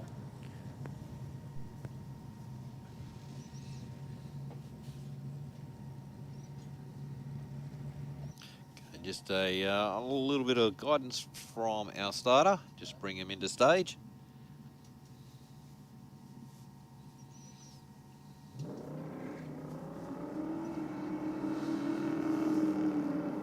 Trina goes out a 1.9 in the 60 to a 1.89 for the Audi.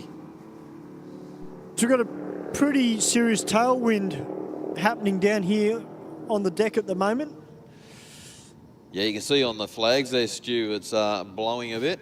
Yeah, it's really picked up in the last 5-10 minutes, that breeze. Thankfully, it's going down the track, not against our drivers or riders, so shouldn't affect our motorcycle riders too much, which is good. Yeah, tailwind's always a good one.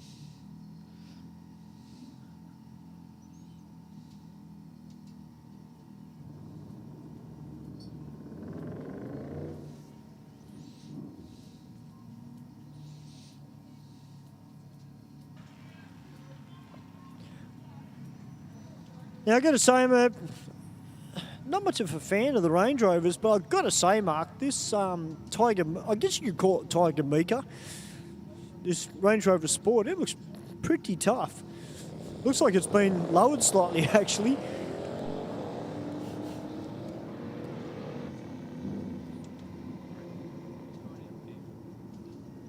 I never thought I'd put Range Rover and tough in one sentence, Steve, but there you go. We've got R-Mode about to come out now. He's one of our regulars here at Aeroflow Race for Real, the R35 GTR.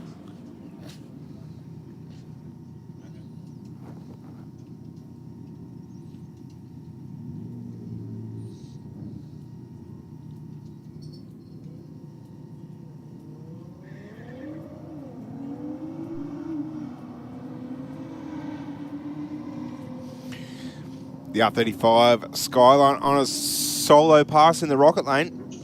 11.11, 126 mile an hour. Now just moving into the bikes. Yeah, now my apologies, a young fella down here in the Aeroflow lane.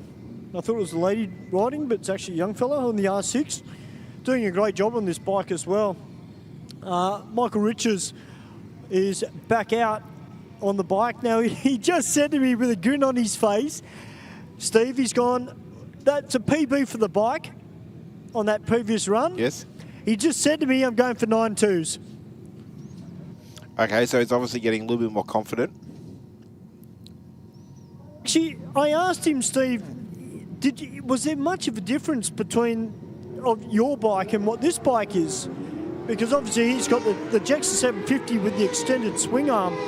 And he was saying to me, feeling-wise, it actually doesn't feel that much different handling-wise. It's just you can feel that it has got the extra power to it. Well, it's another quarter bigger in capacity. Obviously, it's 1,000 cc's to, so basically like running a 5-cylinder 750.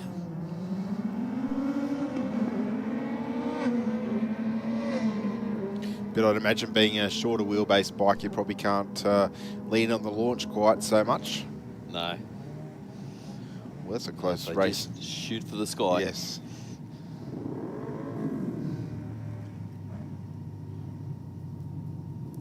The next pair of bikes are rolling up to the start line. Of course, street bike and street fighter, the two categories for the entry-level racing at the Speed Addict Clothing Co. Championship Series.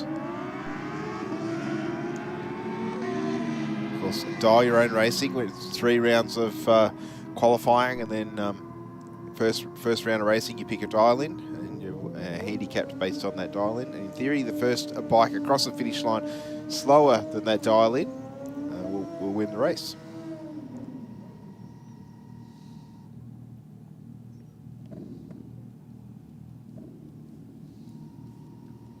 Good equaliser is the dial-in handicap system. Yes. Yep. Sounds simple in theory, but it does take a little bit to master. Lots of variables: weather conditions, tune-ups, reaction times, dial-ins, gear changes. What you had for dinner last night. Yeah, human element. Yeah. That's probably the biggest one. Human element. 9.32 with a 6, 151 mile an hour there for Michael. So he has about 300s to drop, and he'll be running into the 9.2s. And 15.0, 85 miles an hour. And that young lady riding that Hot Wheels trail bike, 1502, doing a great job on that bike.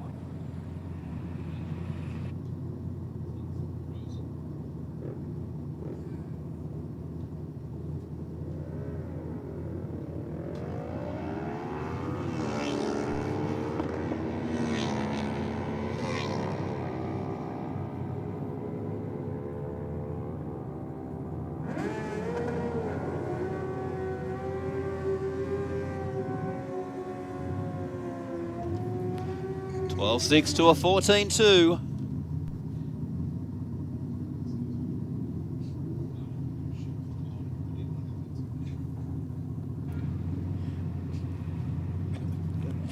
Now, this bike down here, it's in the Aeroflow lane. I think we're going to have to nickname this the Bat Bike because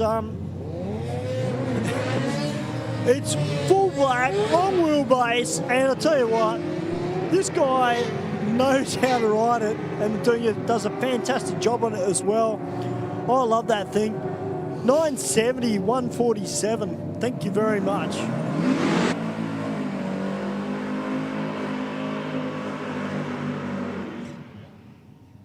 And 12-1 at 128 miles an hour.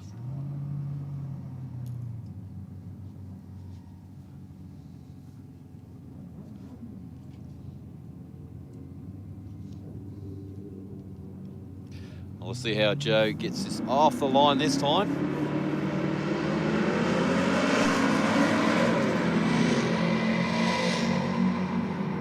I'll tell you what, Mark, that Silvia's got a really different sound to it than what the Skyline does. Yeah. Probably a different exhaust setup on it as well there, Stu. But he just wasn't as hard on it off the line that time. He only went a 1.5 where the previous he launched it out at a 1.3. So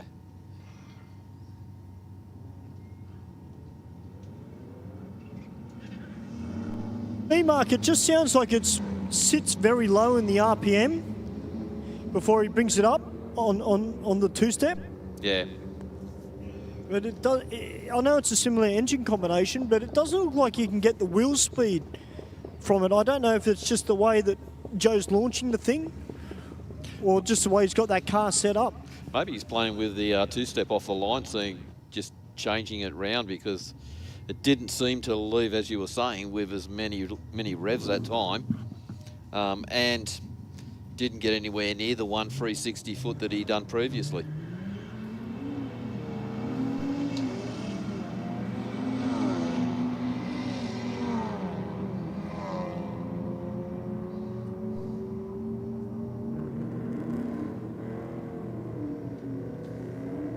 (11.9), 112 miles an hour to an 11.5 for the Aeroflow lane.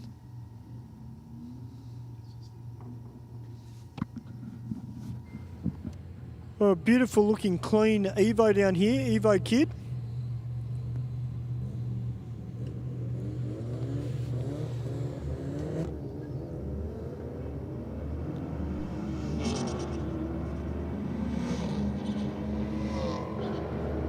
Brando doing a great job in that Commodore of his as well, Mark. Yeah, he's indeed. Definitely pegged the Lancer right on the line.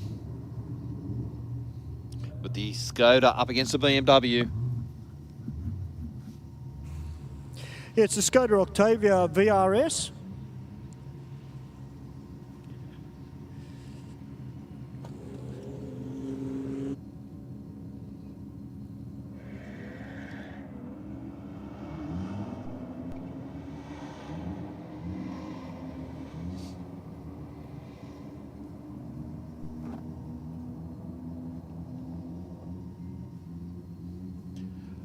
(12.1), 115 to a 15.2 at 97 miles an hour.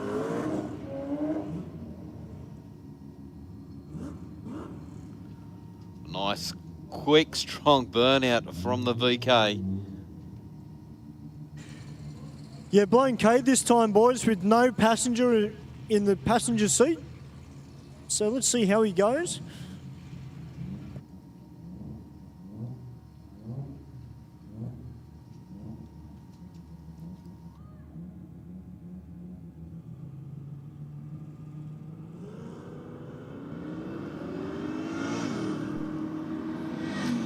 1.6 to the 60. 10.6, 130 miles an hour. And 13.0, 109 miles an hour. Both these cars, nice strong burnout. VF Commodore up against the RX-7.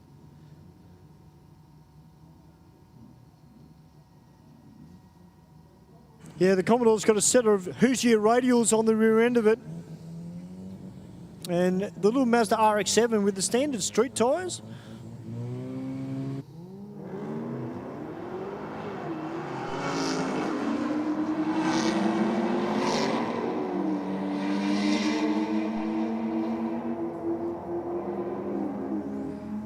Free, 135 miles an hour for the Aeroflow lane.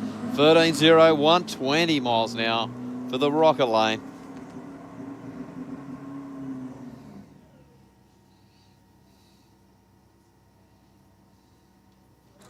Well, first time out here in the V6 Hilux.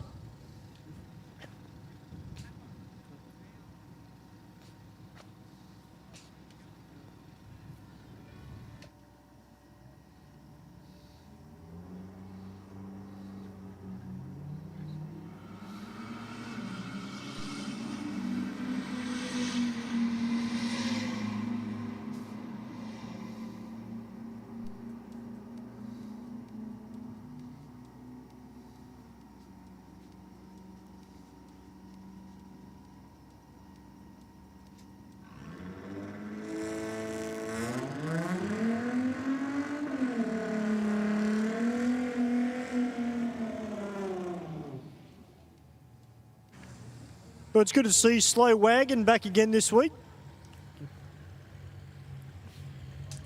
I'd love to see these two wagons go head-to-head, Mark. Yeah, definitely be a good race.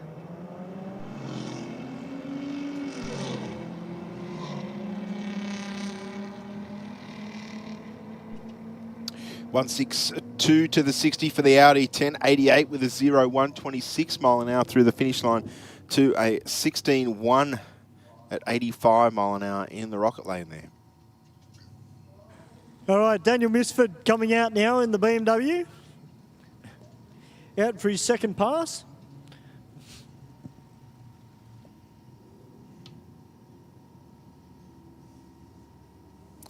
Went after the light, 021 red.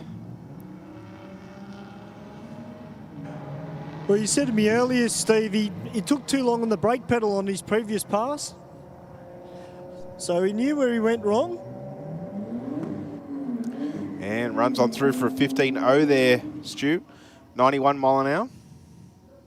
That's exactly where he wanted the car, Steve, a 15.0. So he'd be happy with that.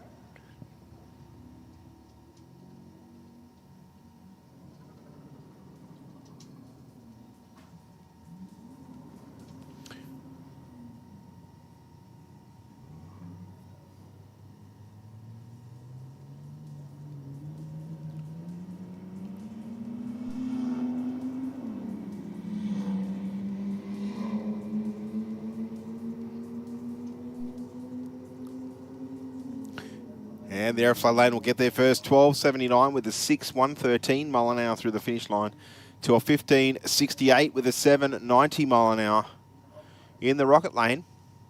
Next up, we're going to see the VW taking on the Falcon Utility down there in the Rocket lane. Yeah, this Volkswagen Tiguan, Steve, has got a pretty serious exhaust setup on it. I dare say he's done the full catback modification on the car. By the sound of it, maybe a little bit of engine work as well.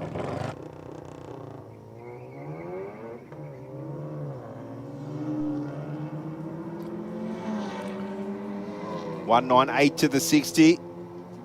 93 mile an hour at half track. And a 12.22 with the 4, 1.19 for the Tiguan. And the Utility is 16.38 with the 4, 91 mile an hour in the Rocket lane.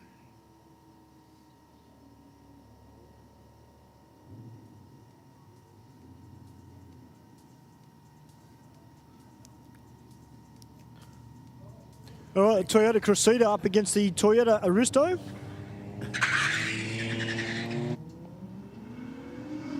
Cressida struggling for traction, or at least the tyres were on the sticky surface here at Sydney Dragway. Nice straight pass though, runs on through for 13.64, 111 mile an hour to a 13.57 at 108 for the Lexus in the rocket lane there. Very nice looking Audi sedan down there in the rocket lane.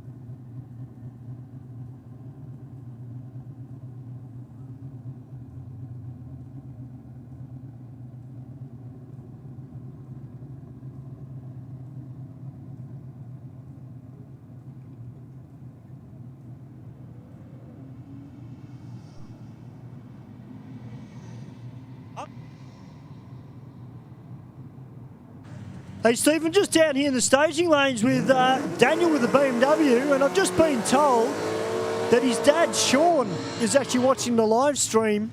Daniel, 15.02 in the Beamer, mate. You've got to be happy. Yeah, I came here thinking of doing 15.5, 15.6. Come out with a 15.0, but a red light. Since I'm going for the triple O reaction, I'm coming for it next pass. I reckon I'm going to get that 300 off yous, but hopefully a 14.92. But we'll see what happens. Well, mate, if you do crack the 000, you better hope your dad's not watching the live stream when it happens. I can guarantee you, Stu, if we get the 000, Dad's going to be here next week in the Holden, and he's coming for the 000 as well. Well, I said to Stephen Mark last week, I said, it'd be great to see your dad come out and race you in your car. Yeah. No, it's going to happen. I just got to somehow convince the fatty to get his ass down here, and you know what? He'll come for the 000. I'm sure he'll get it before me. Well, I'll tell you what, you know, it'd be also really cool. Be really cool if we get Steve Sarkis to come out again one night and take your dad on here at Aeroflow Race for Real. That'd be like the good old supercharged outlaw days. You know what? That'd be good. I'll speak to Steve, I'll speak to Dad and see who's got bigger balls. There we go, boys. It is on. We're going to try and get Daniel's dad, Sean Misford, and we'll try and get Steve Sarkis. We'll try and go head-to-head here at Aeroflow Race for Real. It's all about the friendly banter / AKA trash talk, isn't it, Stu? I guess nothing like that to motivate fellow competitors into having a crack at each other. Nothing all in like good fun. Put them against each other. That's it. We're not paying the bills. It's all good. Yeah. Well, you know, boys, we're talking about the OGs of drag racing, and hey, let's face it, those guys have been around since the early, even before APSA was around. So, mate, I'll tell you, when it comes to fast street cars and fast blown alcohol cars, you know, there's not many people here in Sydney that we can say, hey, those guys would throw it down in any car. It doesn't have to be a full-blown drag car. They'll throw down in a street car if they wanted to. But it'd be great to have them here as part of Aeroflow Race for Real. I've been a big fan. I've known Steve for a long time, from my early days. And of course, Sean I've known since from here at the track, when I've been around, working with you, Steve, at our big national events. And Sean, mate, I know you're sitting at home, and it would be great to see you out here one night, mate, racing your son. It certainly would be pretty cool. But as we've seen in recent weeks, Stu, there's plenty of well-known racers and tuners that tune in and check out the Aeroflow race for real on a Wednesday night, either at the venue itself, working with some of their customers, or even just checking out the live stream that we put out via the YouTube channel. Yep. Sammy Joe Johnson in the rocket lane, leaving with an 028 red light. Trying to chop that tree down. Oh, VK just moving around on the gear change. Yeah, I don't know if I'd want to be a clutch plate in that car right now, but a 12.20, 115 mile an hour for the VK to an 11.62 with a 3 there for Sammy Joe in the Commodore. I think the clutch plate's got a red complexion at the moment. Yeah. It's just a bit rosy, you reckon? Yeah.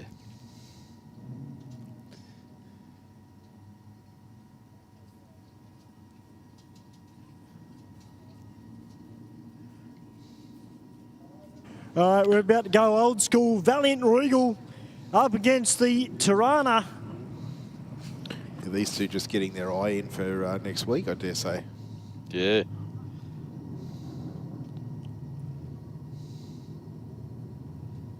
Of course, next week being the old school theme night. It's pre-1980, I think, if my memory serves me correct. Okay.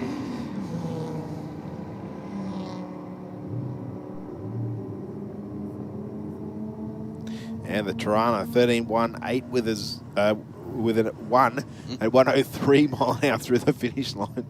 And 15.8 at 98 miles an hour. Skyline in the rocket lane. I can't see the front of it. It's either VN or VP. VP? Yep.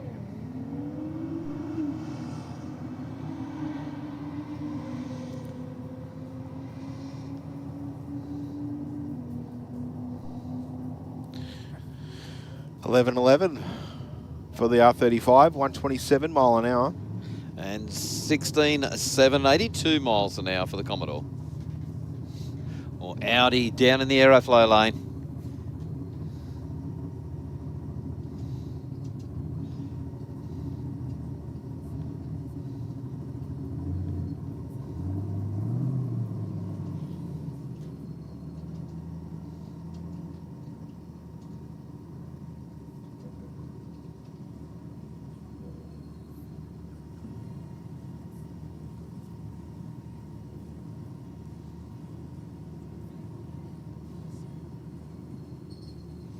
Just waiting on the Audi into full stage now. Oh, and bumped into deep. That doesn't matter. Still will get a time. It just means that your front wheel's closer to the guard beam, which will trigger the red light.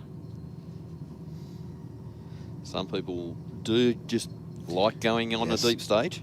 It's actually very difficult because once the full stage light's on, you're sort of in no person's land for a little bit until you go deep. Okay, we're just going to roll them back. Just reset the light and bring him back in again.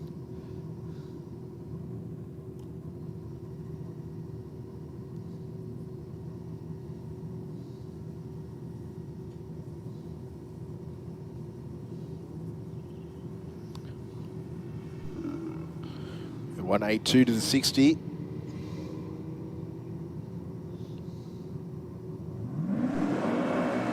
There you go. Similar time to a Junior Drags to the 8th mile mark. 7.81 with an 8, 88 mile an hour. And a 12.1, 8 with a 1 again. 110 mile an hour.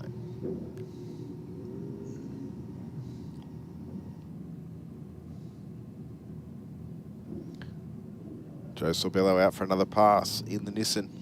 Why do you just drive around and come straight back out again? Must have. I don't think you had enough time to pack your shit. On the two-step there, 0.98 on the tree. 1.4 to the 60 mark, 123 mile an hour to half track, and an 8.86 with a 6, 154. Oh, we've got some kangaroos down the bottom end.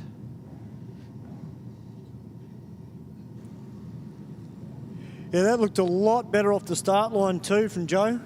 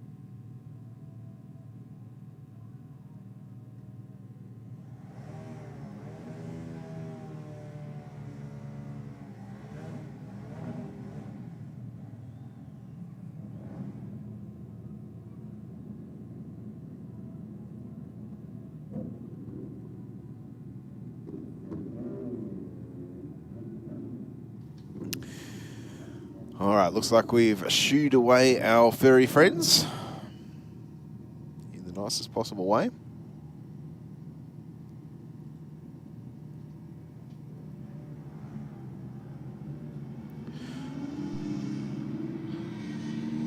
Rocket lane away nicely with the 147 reaction time. And we'll get the stripe, an 11.29 with a 3, 127 mile an hour.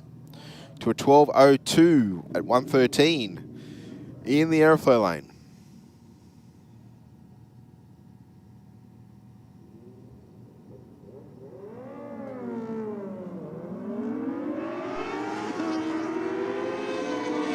$100 neat for our racer in the rocket lane this time around. And runs on through for 10.71, 135 miles an hour. And 11.7, 117 miles an hour.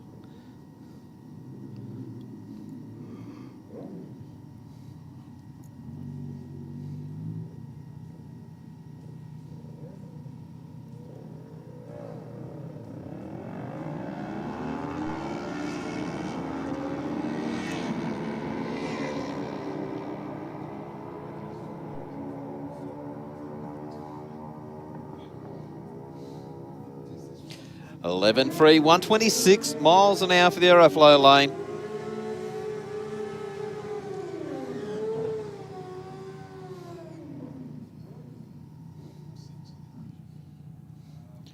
Michael Rishi's on the Suzuki down in the Aeroflow lane.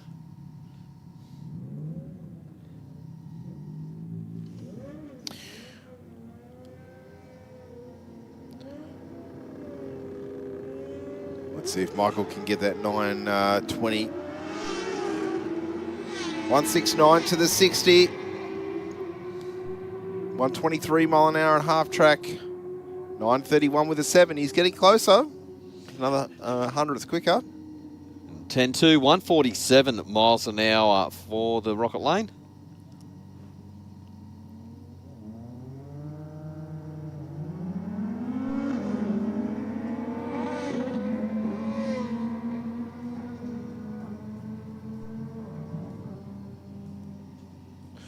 And the Aeroflow lane will take this 11:58 with a 3. 110 mile an hour through the finish line.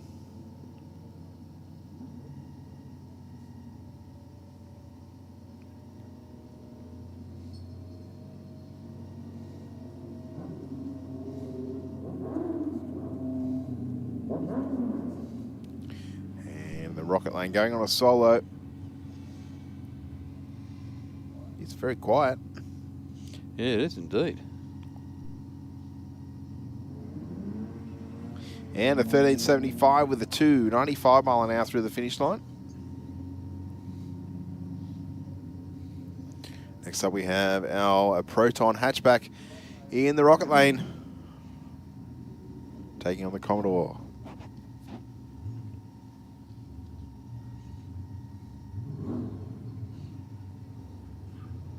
Do we have a car broken down in the burnout, or? That's Joe, isn't it? That's Joe's car. Oh, is it? Okay. I think. Well, 13.6, 103 miles an hour for the Aeroflow lane, and 16, 184 miles an hour in the Rocket Lane. Okay, I think these two raced each other last time around. They've just switched lanes on us this time.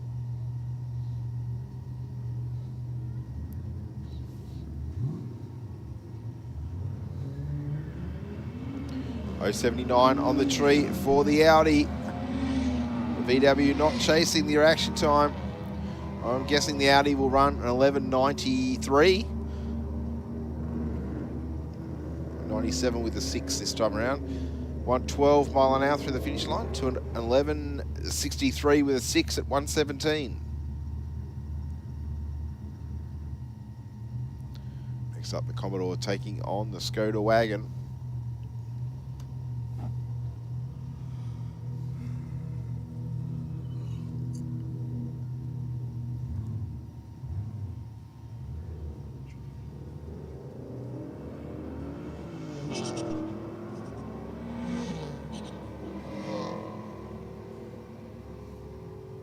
Commodore driver certainly giving it what for. We can hear the screech of the tyres on each of the gear changes. 12.76, 114 mile an hour through the top end. And 15.2, 97 miles an hour for the Rocket Lane. Well, the blown VK back out again up against the Falcon.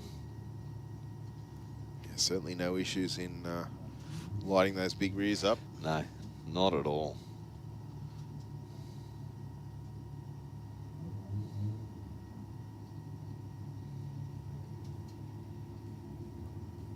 Okay, just wheeling him back at the moment. I think they've spotted something underneath the car.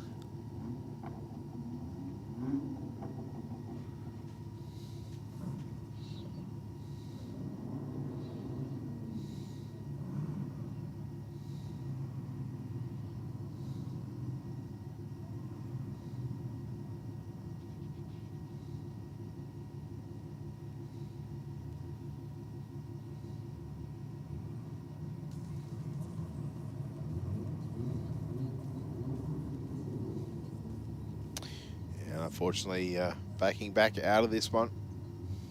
Oh yeah, you can see a line of fluid under it. Yes, definitely not what you want on the hit of the throttle or any part going down the racetrack. Nah, not at all.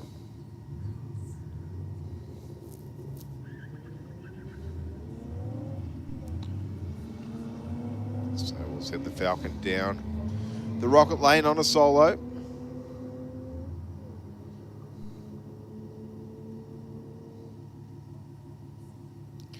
And 13.39 with an 8, 107 mile an hour, the result.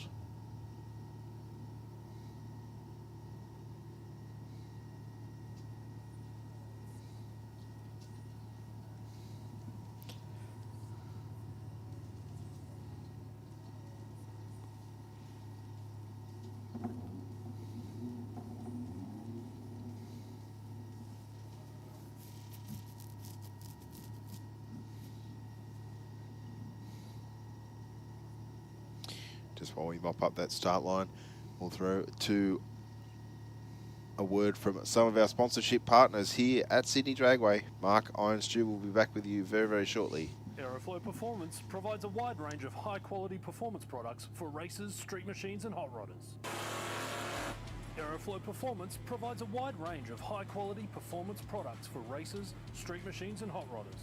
From fittings, fuel system components, intake solutions and even turbocharger systems, you can see it all at aeroflowperformance.com.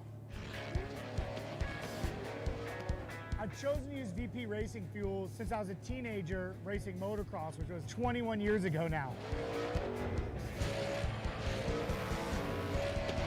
I just have a really personal trust with VP Racing Fuels. Running on the ragged edge of blowing up and not, a lot of it has to do with the race fuel, and that's what we rely on, VP Racing Fuels. VP has been making racing fuel for 43 years. They're the official fuel of multiple top series globally. No matter where we are in the world, no matter what fuel we need, it's always consistent, it's always perfect and exactly what we're expecting and our tuners expecting. They support myself, my Drift Alliance bros, and for that, I'm extremely thankful. Keep making amazing fuels, and we'll keep out there having fun.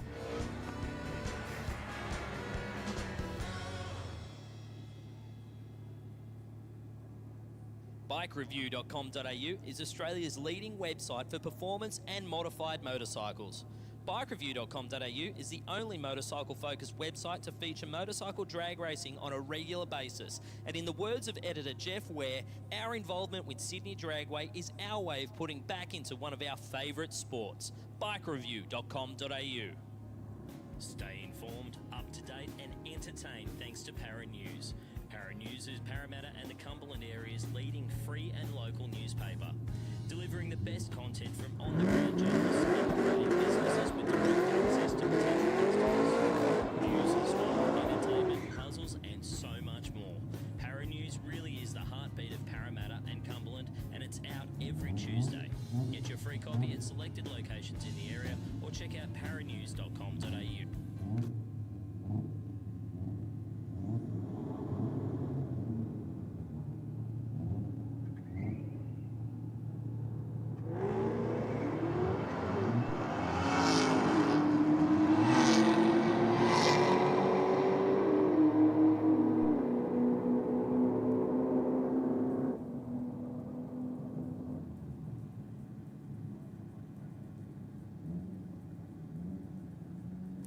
$10.55 at 133 for the HSV that was in the Aeroflow lane there. Ooh, don't go too much further around Garth. In the very nice little RX-7 there. That's twice now he's had a good look at the Sydney Dragway signage in the middle of the racetrack. Just making sure it's spelt correctly. Yeah, definitely got to be a little bit careful because you don't want to imprint it in the side of your car. No. No. The problem is the concrete tends to flatten everything out too. It's all right if you drive one of those Tesla trucks, but haven't seen one of them yet. No.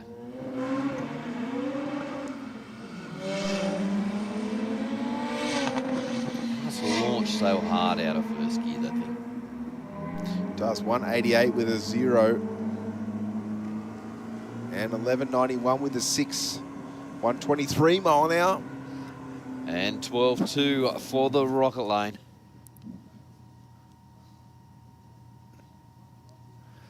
Big burnout from our utility down there in the Aeroflow lane.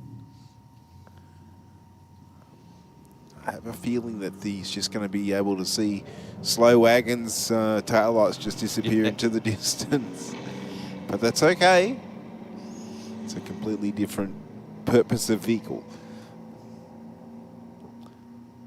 11.02 with a 9 for the Audi. 123 mile an hour. And a 17.82. 72 mile an hour. Just gives us plenty of time to read the times out. Yeah. WRX down in the rocket lane. And is that the Skoda wagon down there? Ooh. Bit hard to tell, and all we can see is tail lights and reflections. Yep. No. I don't think so.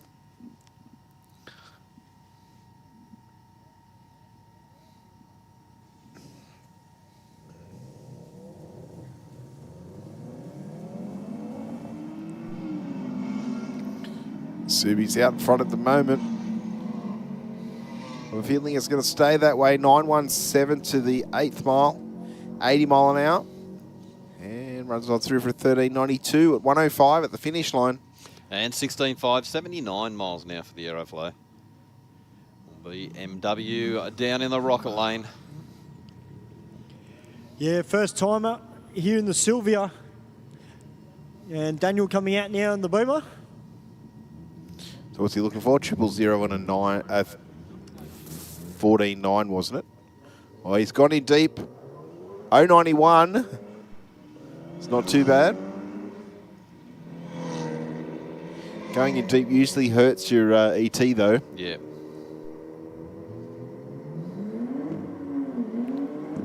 And a 15.1 was 90.39 mile an hour through the top end for the BMW. And 13.6 for the Aeroflow lane. Well, Ford versus Ford. Different generations, of course. Yes.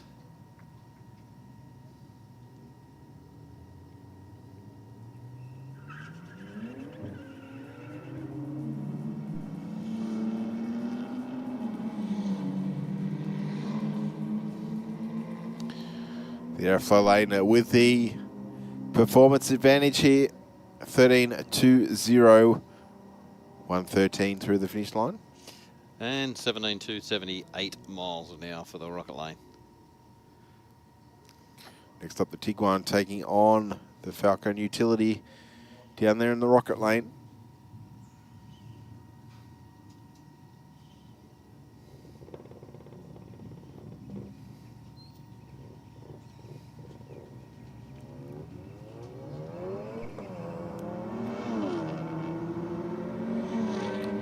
Oh, the Tiguan moving around a little bit at the 330. Comes back around the utility easily at the top end. 12.42 with a 5. 120 mile an hour mark. Wow. And 16.0, 91 miles an hour. So, yeah, definitely produced a lot at top end speed. Yes.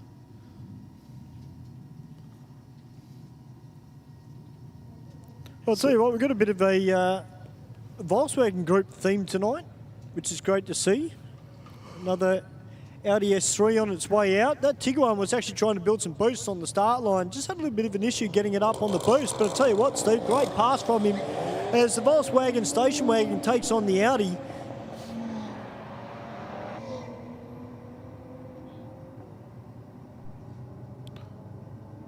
And the rocket lane in front at 12.38 with a 2. 111 mile an hour through the top end to a 12.75 in the Aeroflow lane. Next up we have the Ford Mustang taking on the BMW there in the rocket lane.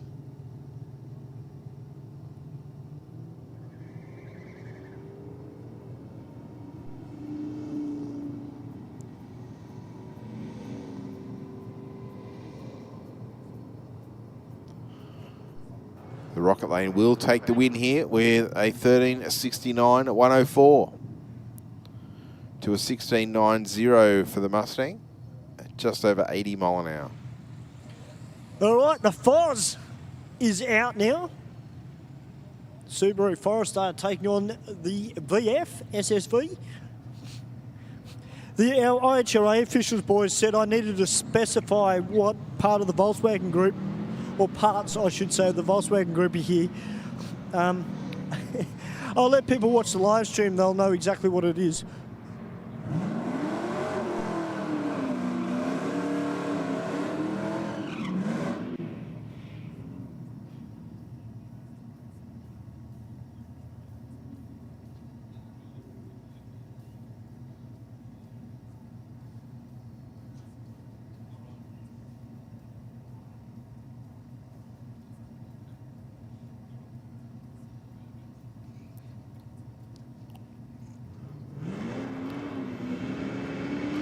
3 counts down for our next pair.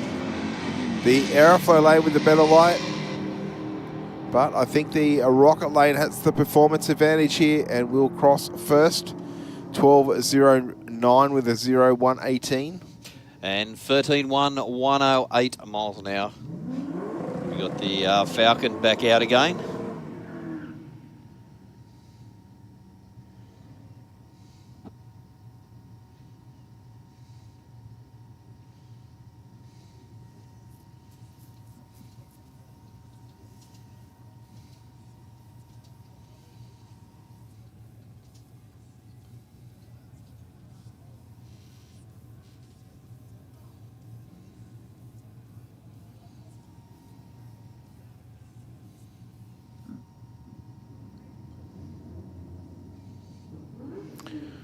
Yeah, so this will be a fairly decent matchup here, Mark. Falcon up against the Audi.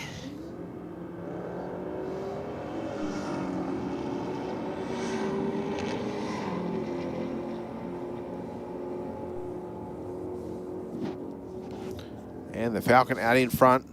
10.99 with a 2 at 121. Yeah, he definitely stepped that up another notch, didn't he?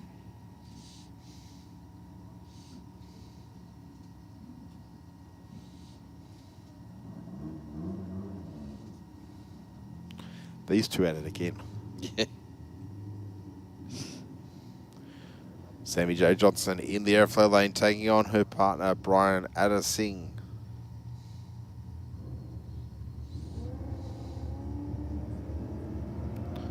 .037 on the tree for Sammy Jo. She has bragging rights. Not sure if there's a skin in the game, i.e. a task around the house that the person that is outreacted has to complete and choose. You'd have to definitely throw something out there, wouldn't you?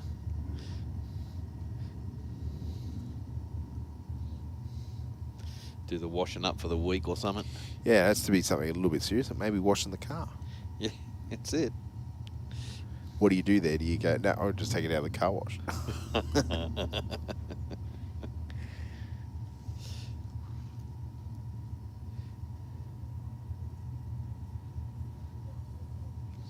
Or just pay the neighbour kid a couple of dollars up, a couple of dollars to wash it for you.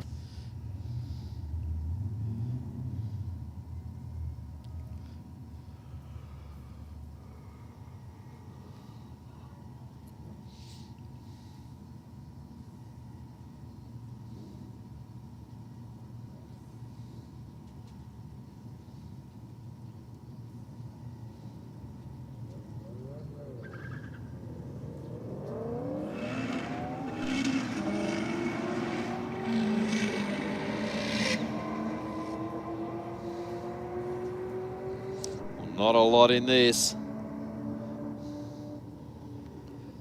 13.2, 117 miles an hour to a 13.3, 107 miles an hour. All right, Paul Rappo coming back out now, and King 215. Let's see if you can get this down into the lower, very low 11s. That wind has died down a fair bit down here. Yeah, we can see by the flags there, Stu, they just stopped and not moving around at all. Just a little bit of pedal for Paul Rappo in the Rocket lane there.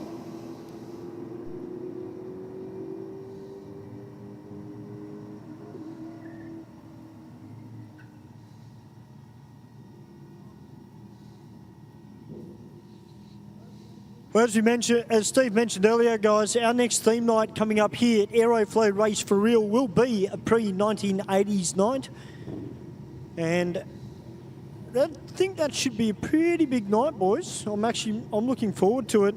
Don't forget, guys, too, we must thank our major sponsor, Aeroflow Performance, for continually getting behind what we do here at Sydney Dragway for our Wednesday night off-street meets, Race for Real. And of course, if you need parts, guys, do check out their website. Or better yet, if you're down near the scrutineering shed, grab yourself a copy of their parts catalogue. And I'm sure there will be something in there for your car.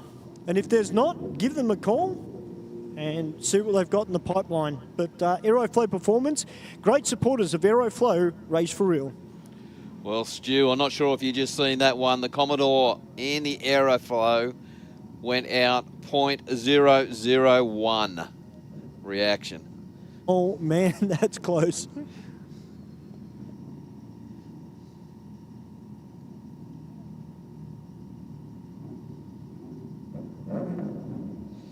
Audi just sitting on the line.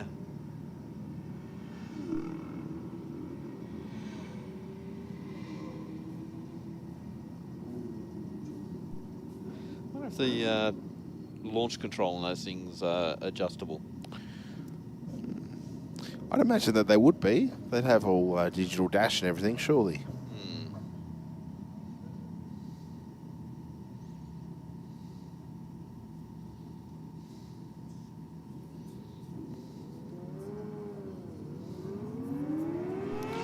Both bikes away cleanly from the start line.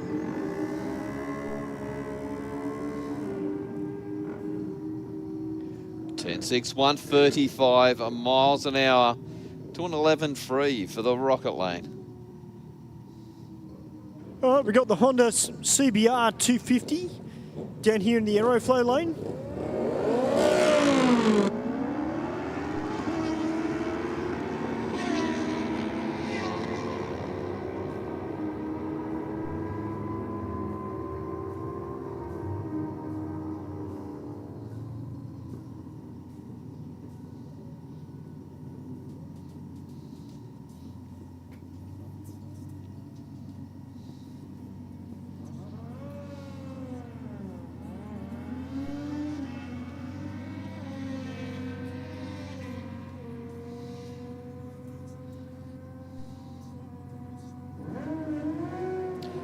.11.4, 115 miles an hour to a 14.0, 94 miles an hour.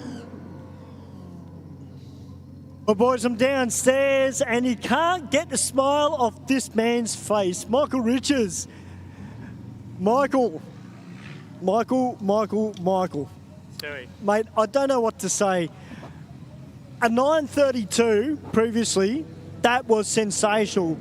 Then you come out and just obliterate it and go a 9:31. Mate, you've got to be stoked. Oh, mate, I'm pretty happy. Tonight's been a really good night. After a few weeks of bike problems with my own bike, just to have a bike that's able to run and get down the track was a bonus, and then to go this quick was beyond what I was thinking would happen tonight. I would have been happy with like a 9.9, 9.8, and then to run a 9.47 off the trailer was, yeah, beyond what I expected. So, are we going to see you back out? No, I think I'm going to put the bike to bed, and we'll be back here on Sunday for the Sunday session and see what we can do, 9.20 maybe. Well, mate, congratulations, mate. That was sensational. It's great to see you out and having fun. Thanks, Stewie. Appreciate it, mate. Back to you boys upstairs. Thanks there, Stu. 16.4 to a 12.0.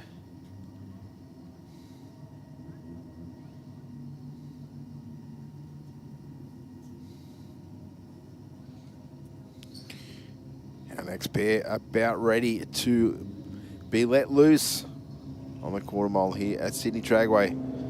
0.39 on the tree for the Rocket Lane.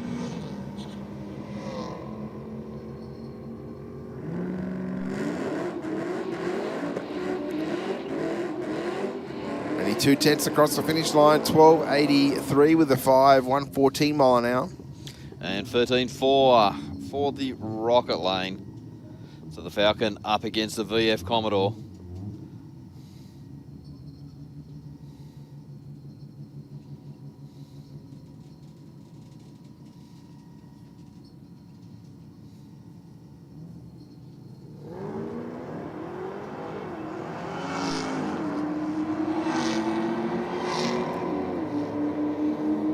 HSV out in front and will get the stripe. 10.27 with the 9, 136 miles an hour. And 13.4, 107 miles an hour.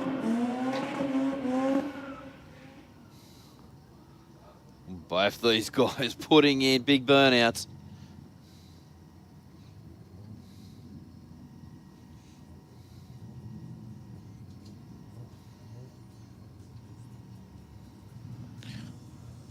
the start line being smoked out once again.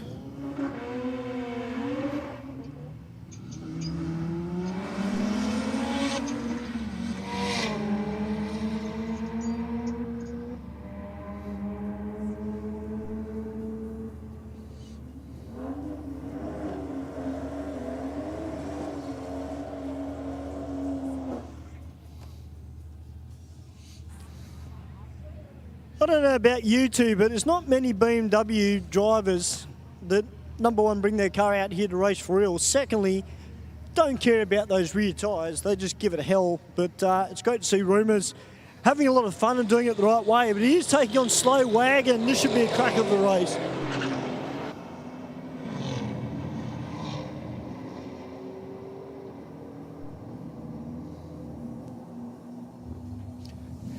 Ten 8, 126 miles an hour to a 12.0, 115 miles an hour.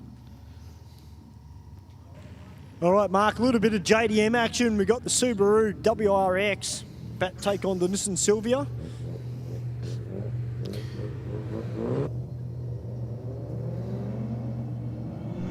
The Silvia with a much better light.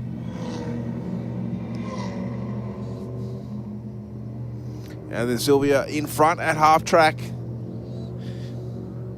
13.55 with a 7, 111 mile an hour. And 13.6, 103 miles an hour. Okay, we're just pulling up that four-wheel drive at the moment, just to, I think you might have a little bit of a mop-up down on the starter line.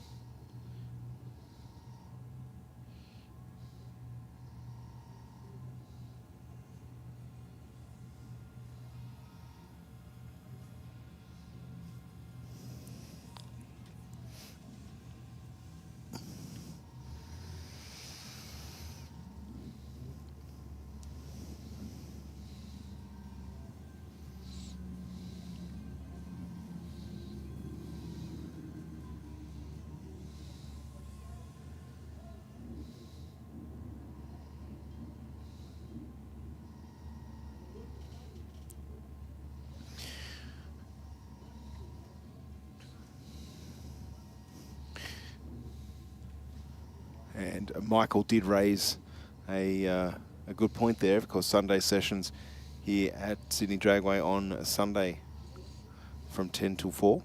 Okay. So very much a similar format to what we have here. Yep. And open to all street cars and bikes, of course.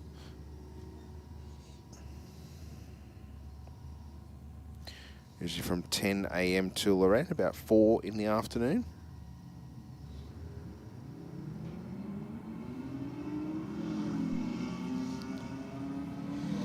Forrester out in front at the moment, left with a 1.33 reaction time.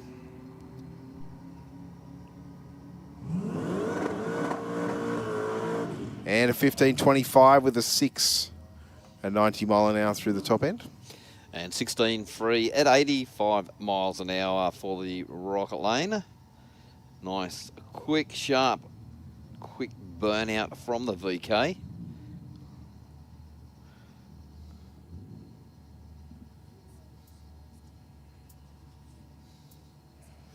I'm guessing there's not much point in doing an absolutely massive burnout all the time, because all you're doing is wearing away the rubber and probably hurting your chances of getting traction off the start line. And a 10.74 with a 5, 129 mile an hour.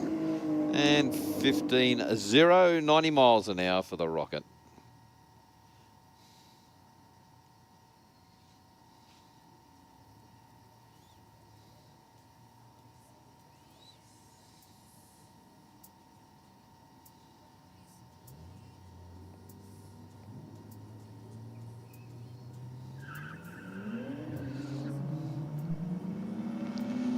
Bit later tonight, we will be going to the full Pro Tree. It's only about 20 minutes away or thereabouts. But of course, don't forget, Mark, on Friday, I know Stuart will be pretty keen on this one. We have the Thank God It's Friday burnouts here at Sydney Yep. Dragway. Yeah, that's going to be a very, very big event. I know that caught up with Bryce Lucas actually last week up at his workshop, and Whoops was almost ready to go. He's just needed to get it tuned. But as far as I know, he has entered for TGI Friday. So it'd be good to see the car back out and do a little bit of a test to see how it goes, because it's been a little while since he's had the car out. And we look forward to that. It's going to be a big, big night. So if you love your burnouts, guys, TGI Friday here at Sydney Dragway this Friday night is going to be huge. We've got Volkswagen R-Wagon taking on the Audi S3. As I mentioned, we've got a fair few cars from the Volkswagen group. We've got Volkswagen, Audi, we've got Skoda, we've had a Cupra out here as well. Well, they are taking a big step towards the centre line there, Stu. Sorry to cut you off. Well, good, Steve. I mean, you want to gather that up as quick as possible if you're out in no man's land. Hey, the little Toyota Corolla is out here. There we go. Taking on the Mustang. Yeah, just giving the rev limiter a bit of a workout in the burnout for the Corolla.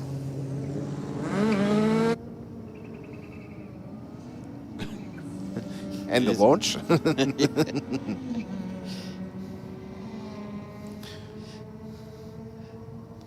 Oh, he's got the four-way flash on the Mustang. It's such a woke thing to do for the young generation. You don't usually do that till you cross the line. Yeah.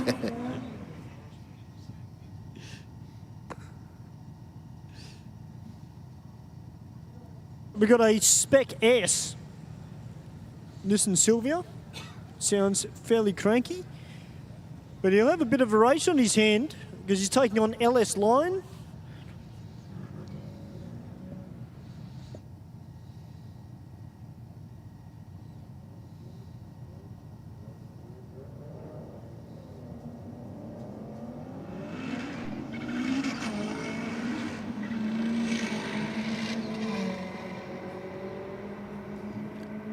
Here comes the Silvia.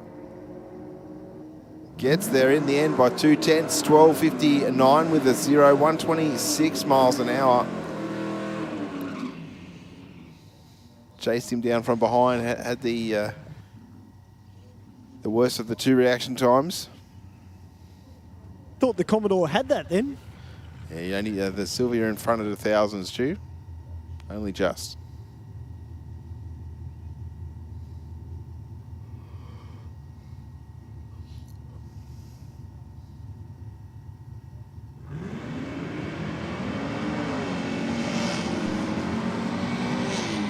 Strong lead for the Aeroflow lane. 154 to the 60. And 11:31 with a 1:16 through the top end. And 13.8, 103 miles an hour for the Rocket Lane.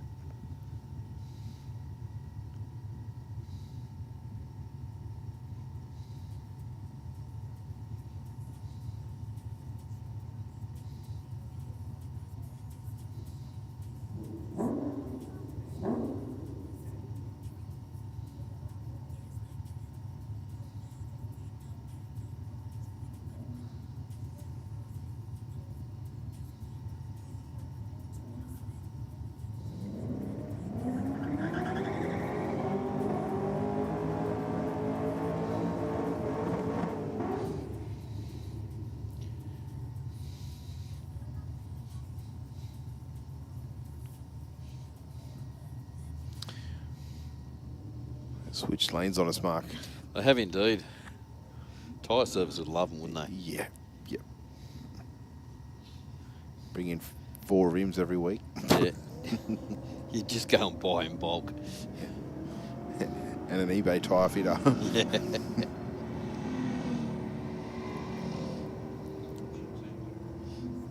Oh, 66 on the tree for Sammy. She's going to take the win light too. 11.61 with a 118 mile an hour. And a 12.34 there for Brian.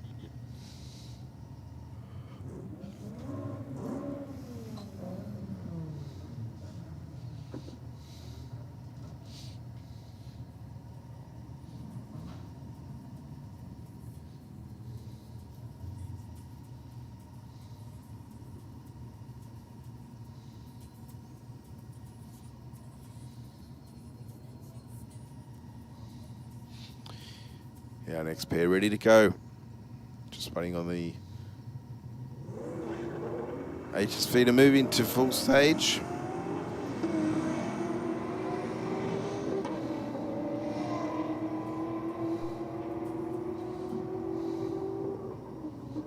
$11.1, 119 miles an hour to a 13.6 at 107 miles an hour for the Aeroflow.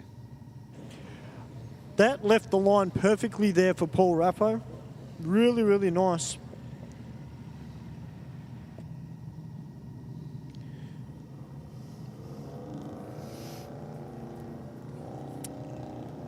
Oh, unfortunately, the Audi wagon must have just rolled through on the launch control, perhaps. Broke the beam way too early. And the Rocket Lane takes it 12.64 with a 0.109 through the finish line. Next up, our Tirana and our VK.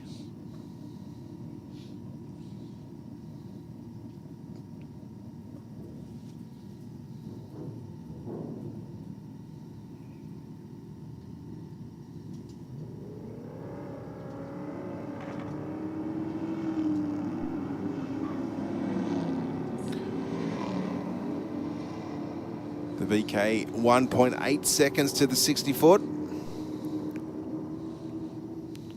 But the Tirana takes the win mark. He does indeed. 13.5, 102 miles an hour. And a 12.16 for the VK in the Rocket Lane there.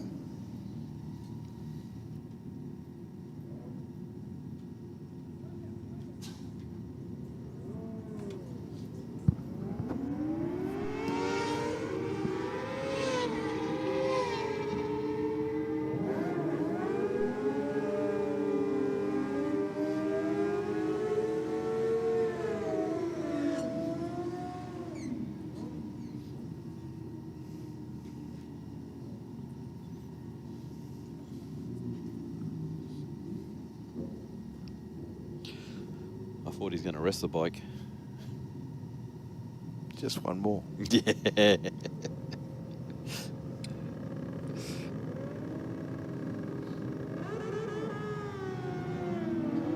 Oh, 020 in the tree for Richards.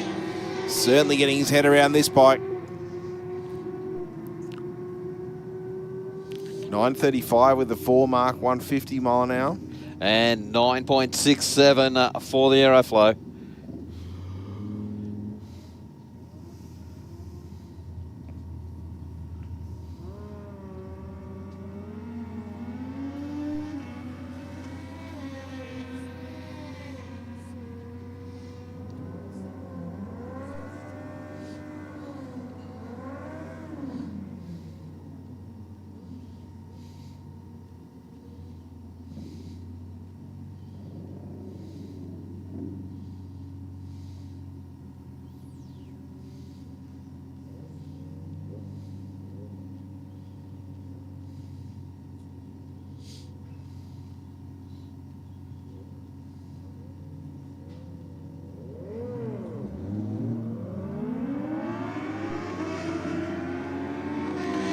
Our Rocket Lane away at first. It's going to say, looked like it was going to stay that way, but the Aeroflow lane made the difference up and passed the competitor in the Rocket Lane.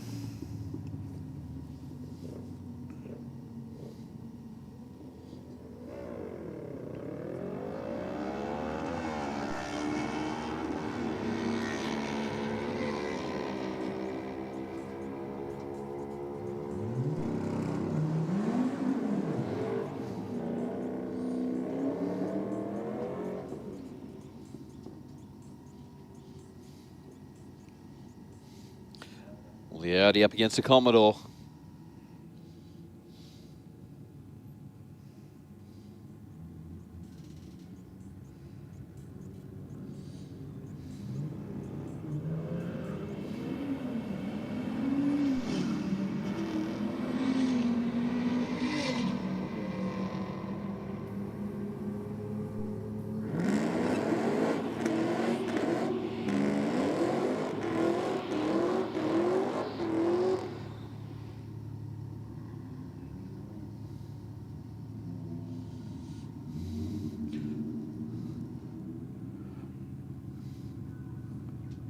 Nice little burnout from the VF Commodore.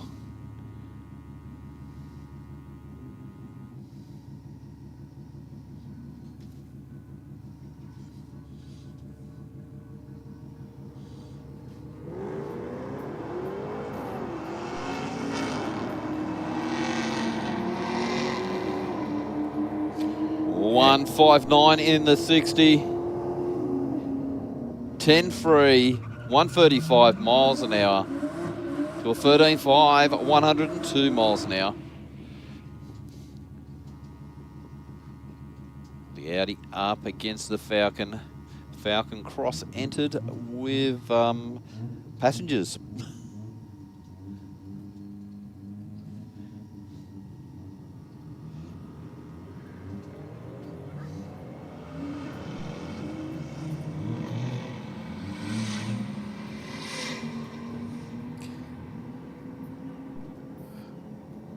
Audi 10.9, 125 miles an hour to a 12.0, 126 miles an hour.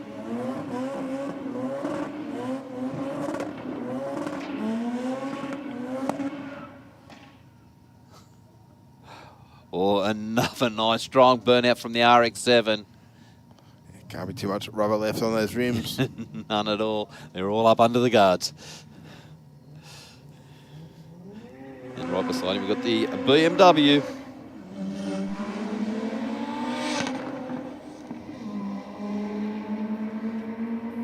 All right, guys, we're about to go into Pro Tree. 11.9, 117 miles an hour to a 12.1, 116 miles an hour. And just been told by our starter. Well, that'll sort them out there, Stu. See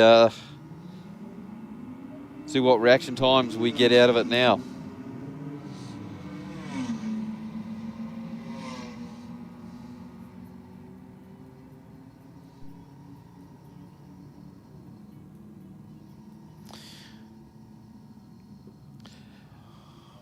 $15.5 to a 16.1.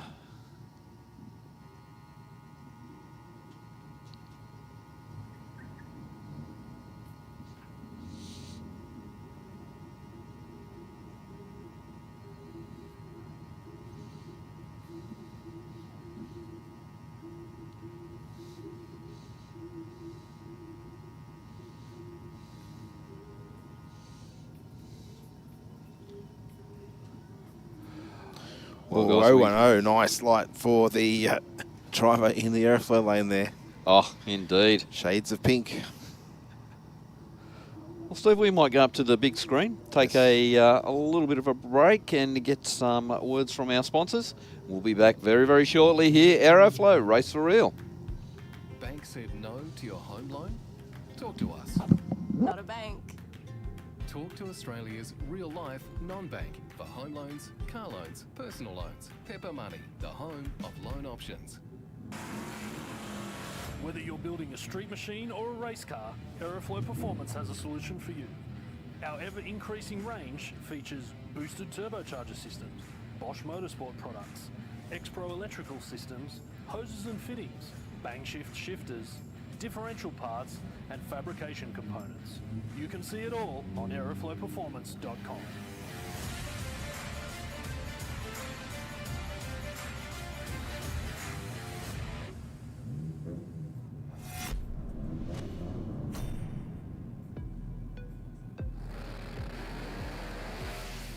Drag racing is not just about the horsepower. There is also some cool science at play right here on the racetrack. These drag strips aren't just regular concrete. We treat it with a special kind of glue often referred to as traction compound. I usually twist my foot and it's alright. This is designed to ramp up the traction of the track's surface. It's getting worse by the minute for us racers to go straight and fast.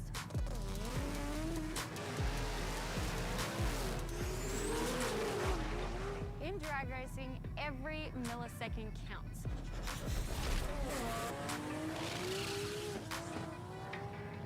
That's why the teams adjust the car's setup to suit the track conditions.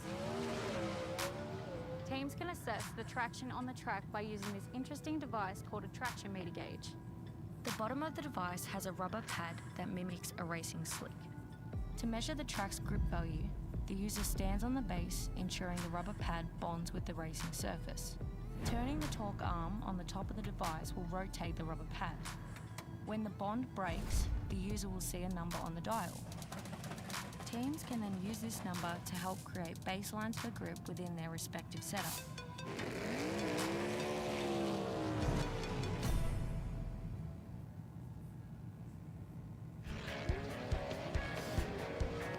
I've chosen to use VP racing fuels since I was a teenager racing motocross, which was 21 years ago now. I just have a really personal trust with VP racing fuels. Running on the ragged edge of blowing up and not, a lot of it has to do with the race fuel, and that's what we rely on, VP racing fuels.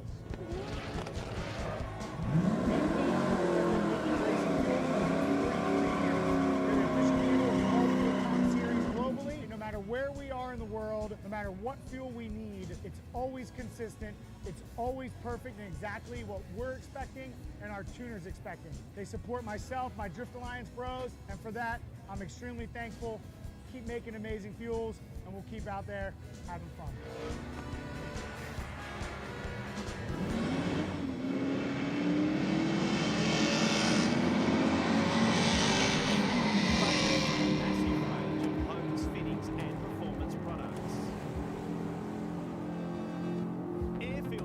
Oil filters, fittings, engine and transmission parts, fuel systems, tanks, silicone hose, exhaust, air conditioning, turbo and nitrous accessories, and more.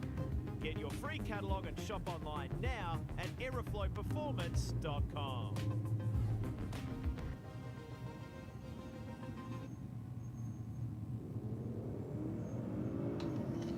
All right, guys, we are back here. Aeroflow, race for real. Hey, Stu, the wind has picked up a little bit out there going by the flags. Yeah, it's picked up a little bit. It's not as prominent as what it was before. But, yeah, it's still a little bit of a wind. It has come on an angle, though, so it shouldn't affect us too much. But we've got SS Pig coming out now, this beautiful-looking VE. Group 3 mock-up, and about to take on Sammy Joe in her VE Commodore.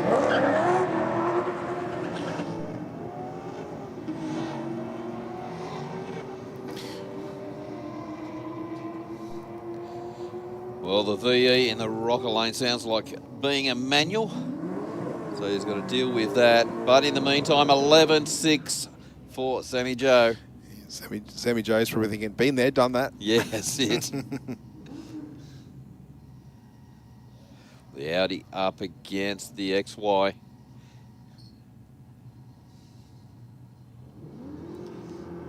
XY's run down in the high 10s.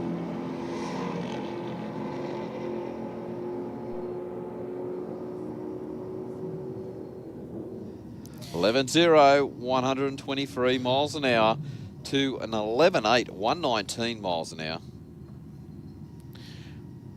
Well, slow wagon's definitely consistent. Yes. Yep. Well, the Audi wagon up against the LX Trana.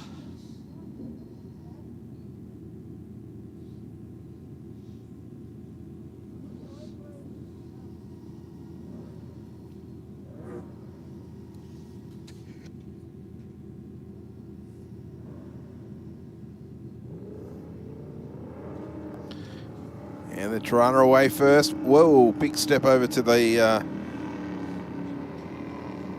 towards the centre line.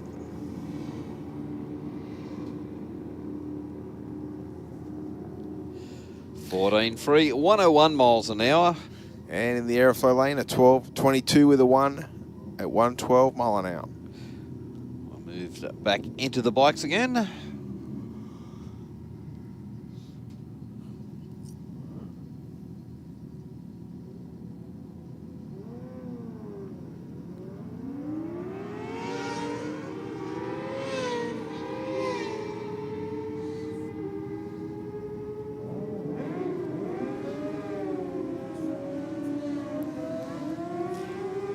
11-3 to an 10-6.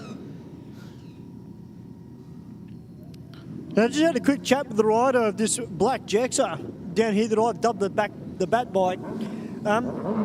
He just said to me, very happy with the way he's progressing, Steve, but his ultimate goal is to run an 8 on that bike. Yeah, okay, that's very ambitious, but will be fantastic to see.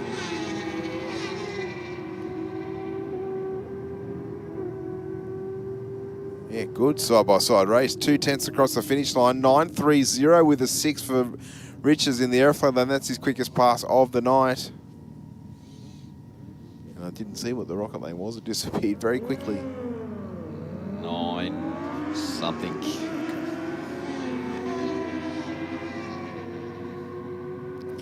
The Aeroflow lane out in front at the moment. And 11.31 with an 8 at 1.16 to take the win. And 11.6, 116 for the rocket lane.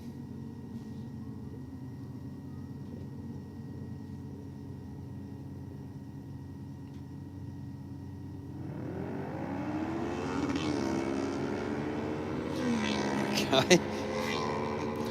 Aeroflow lane was just waiting for the other bike to get going before they both left. Is it like I'm going to give you the hit? Yeah. But rolling. 14.88 with a 7 will take the win in the Aeroflow lane.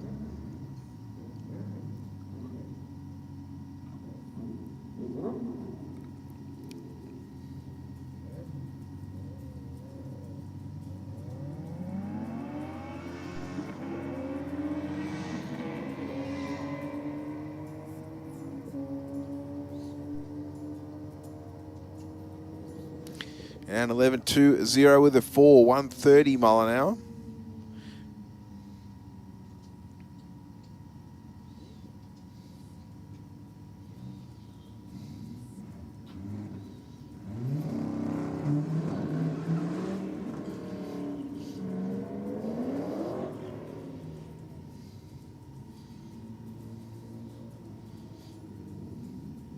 The Audi up against the Commodore. Yeah, the JM Auto Repairs at North Wollongong. Audi. Of course, Steve, I did read on the weekend that that team had a pretty good round of the Speed Only Clothing Company New South Wales State Champs on the weekend. They sure did. But Braden took home the win in Street Fighter in this car, in the Aeroflow lane. And Chelsea Smith, also part of the JM Auto Repairs team, took out a win, I think it was, in Modified Eliminator. So, yeah, two trophies going to the JM Auto Repairs team.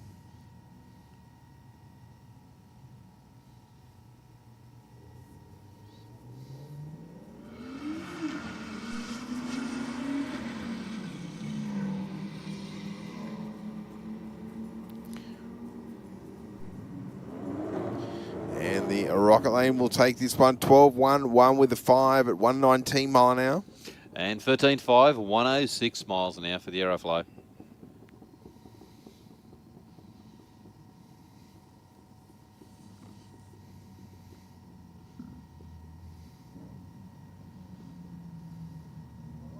All right, the all-wheel drive Foz up against Rumours.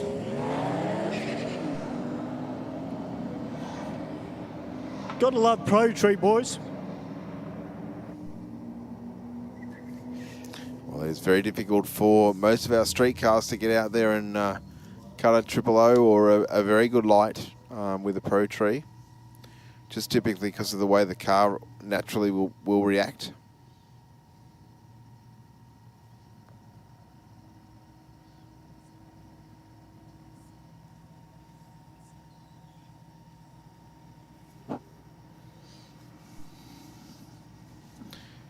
Our next pair on their way down the quarter mile here tonight. I think all of our races would have a fairly good fistful of time cards by now. Yep, absolutely. 13.4, 101 miles an hour to a 14.9.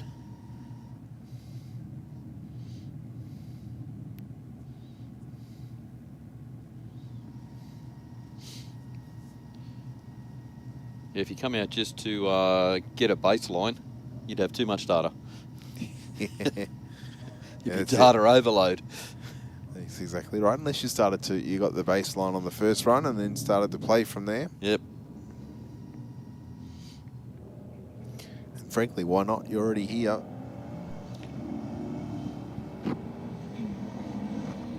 Yeah, especially on a night to night, it'd be virtually like a test and tune, isn't it? The Rocket Lane out in front, and we'll get the win. 13.25 with a 3 at 108.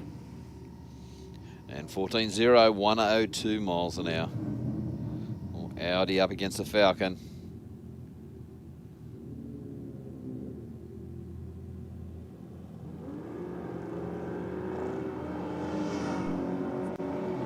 Well, Falcon gone out at a 1.59, 60 foot.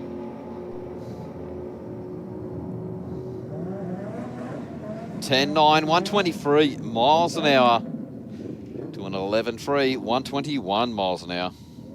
Do you know if that's the factory colour for that Subaru? The white? No, the blue. Oh, for the Rexy? Yeah. Don't know. It doesn't look like it, doesn't look like it. I'd say it's been fully resprayed. Of course, the Subi Nat's on across the road last weekend. Yep. And that event was still going when we finished here. Or when I left at around 8:30. Yep. So I went to the circuit racing. Okay. 12.88 with a 6, 125 mile an hour for the racer in the Aeroflow lane. And no ET for the Subaru.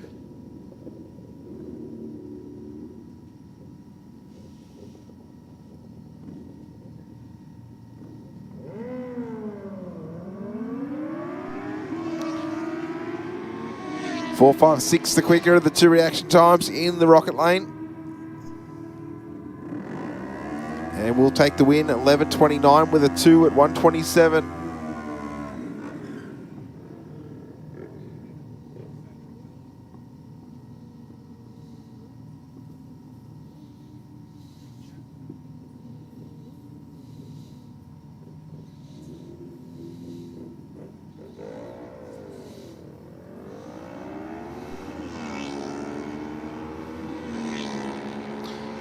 Two, 4, 3, the reaction time for the racer in the Rocket Lane, the better of the two.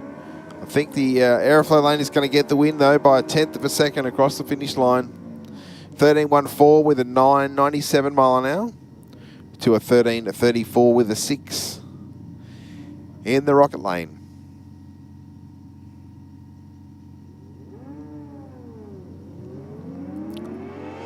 Cool, 7,000s in the light between these two. Small advantage going to the Aeroflow lane. But I think performance will get it there to a 10.58 with a 5 at 136. Tell you what, there wasn't a large difference between the miles an hour of the bikes. Bit in ET, but miles an hour, very close. I'm wondering if that's the confidence to let the clutch out. Maybe. Wow. Left with a bit of a squiggle off the line. Goes through 9.3, 153 miles an hour.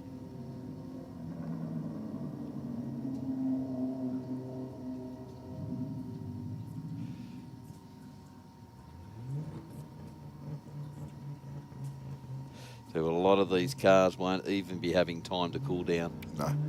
They're just straight round and straight back in. 179 on the tree for Braden Stewartson in the Aeroflow lane.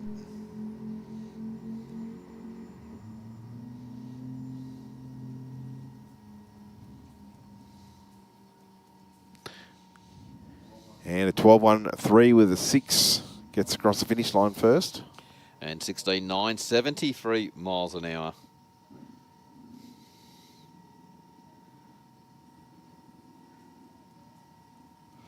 VF Commodore in the Aeroflow lane. And Subaru wagon in the Rocket. Yep, the old Forester.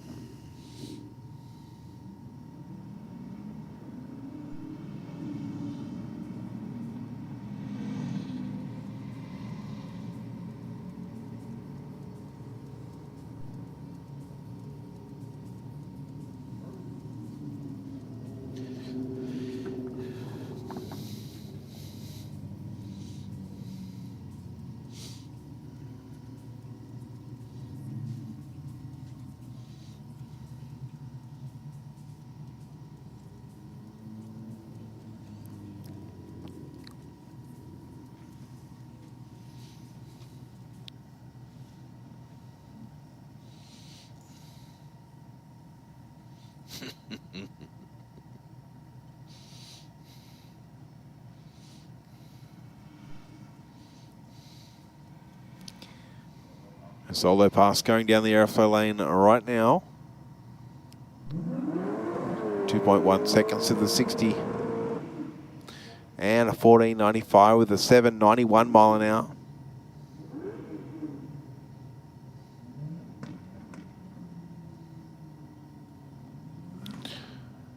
Next up, the XW Falcon taking on the Commodore.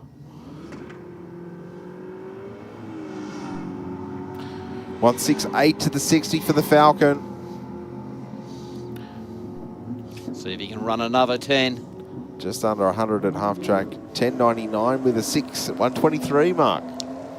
13.5, 94 miles an hour. Yeah, his last two passes. Jeez, I really hope this guy that drives this Rumours BMW has got mates that own a tyre shop, because those rear tyres have copped a beating all night, but he's been throwing down some really, really good passes. And they're not cheap tyres. No, no. But then I guess they're supporting something else that's not cheap either, so I guess true. Yeah. Part and parcel. 11.52 with a 7 will get it. 123 in the rocket lane.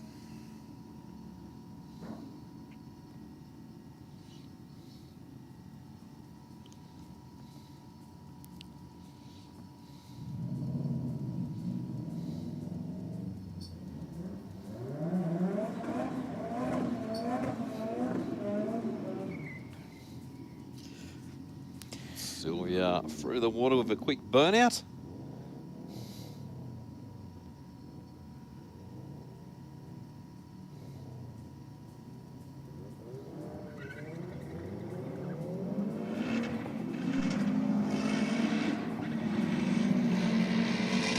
Big shoot of flames out the back of the Rexy.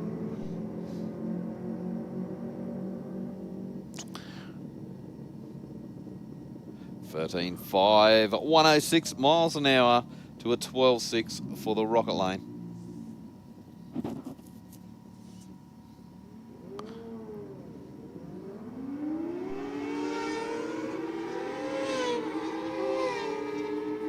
Not too much in this one at the 60 foot, but I think the rocket lane just out in front. No, 10th of a second across the finish line. The Aeroflow lane takes the win.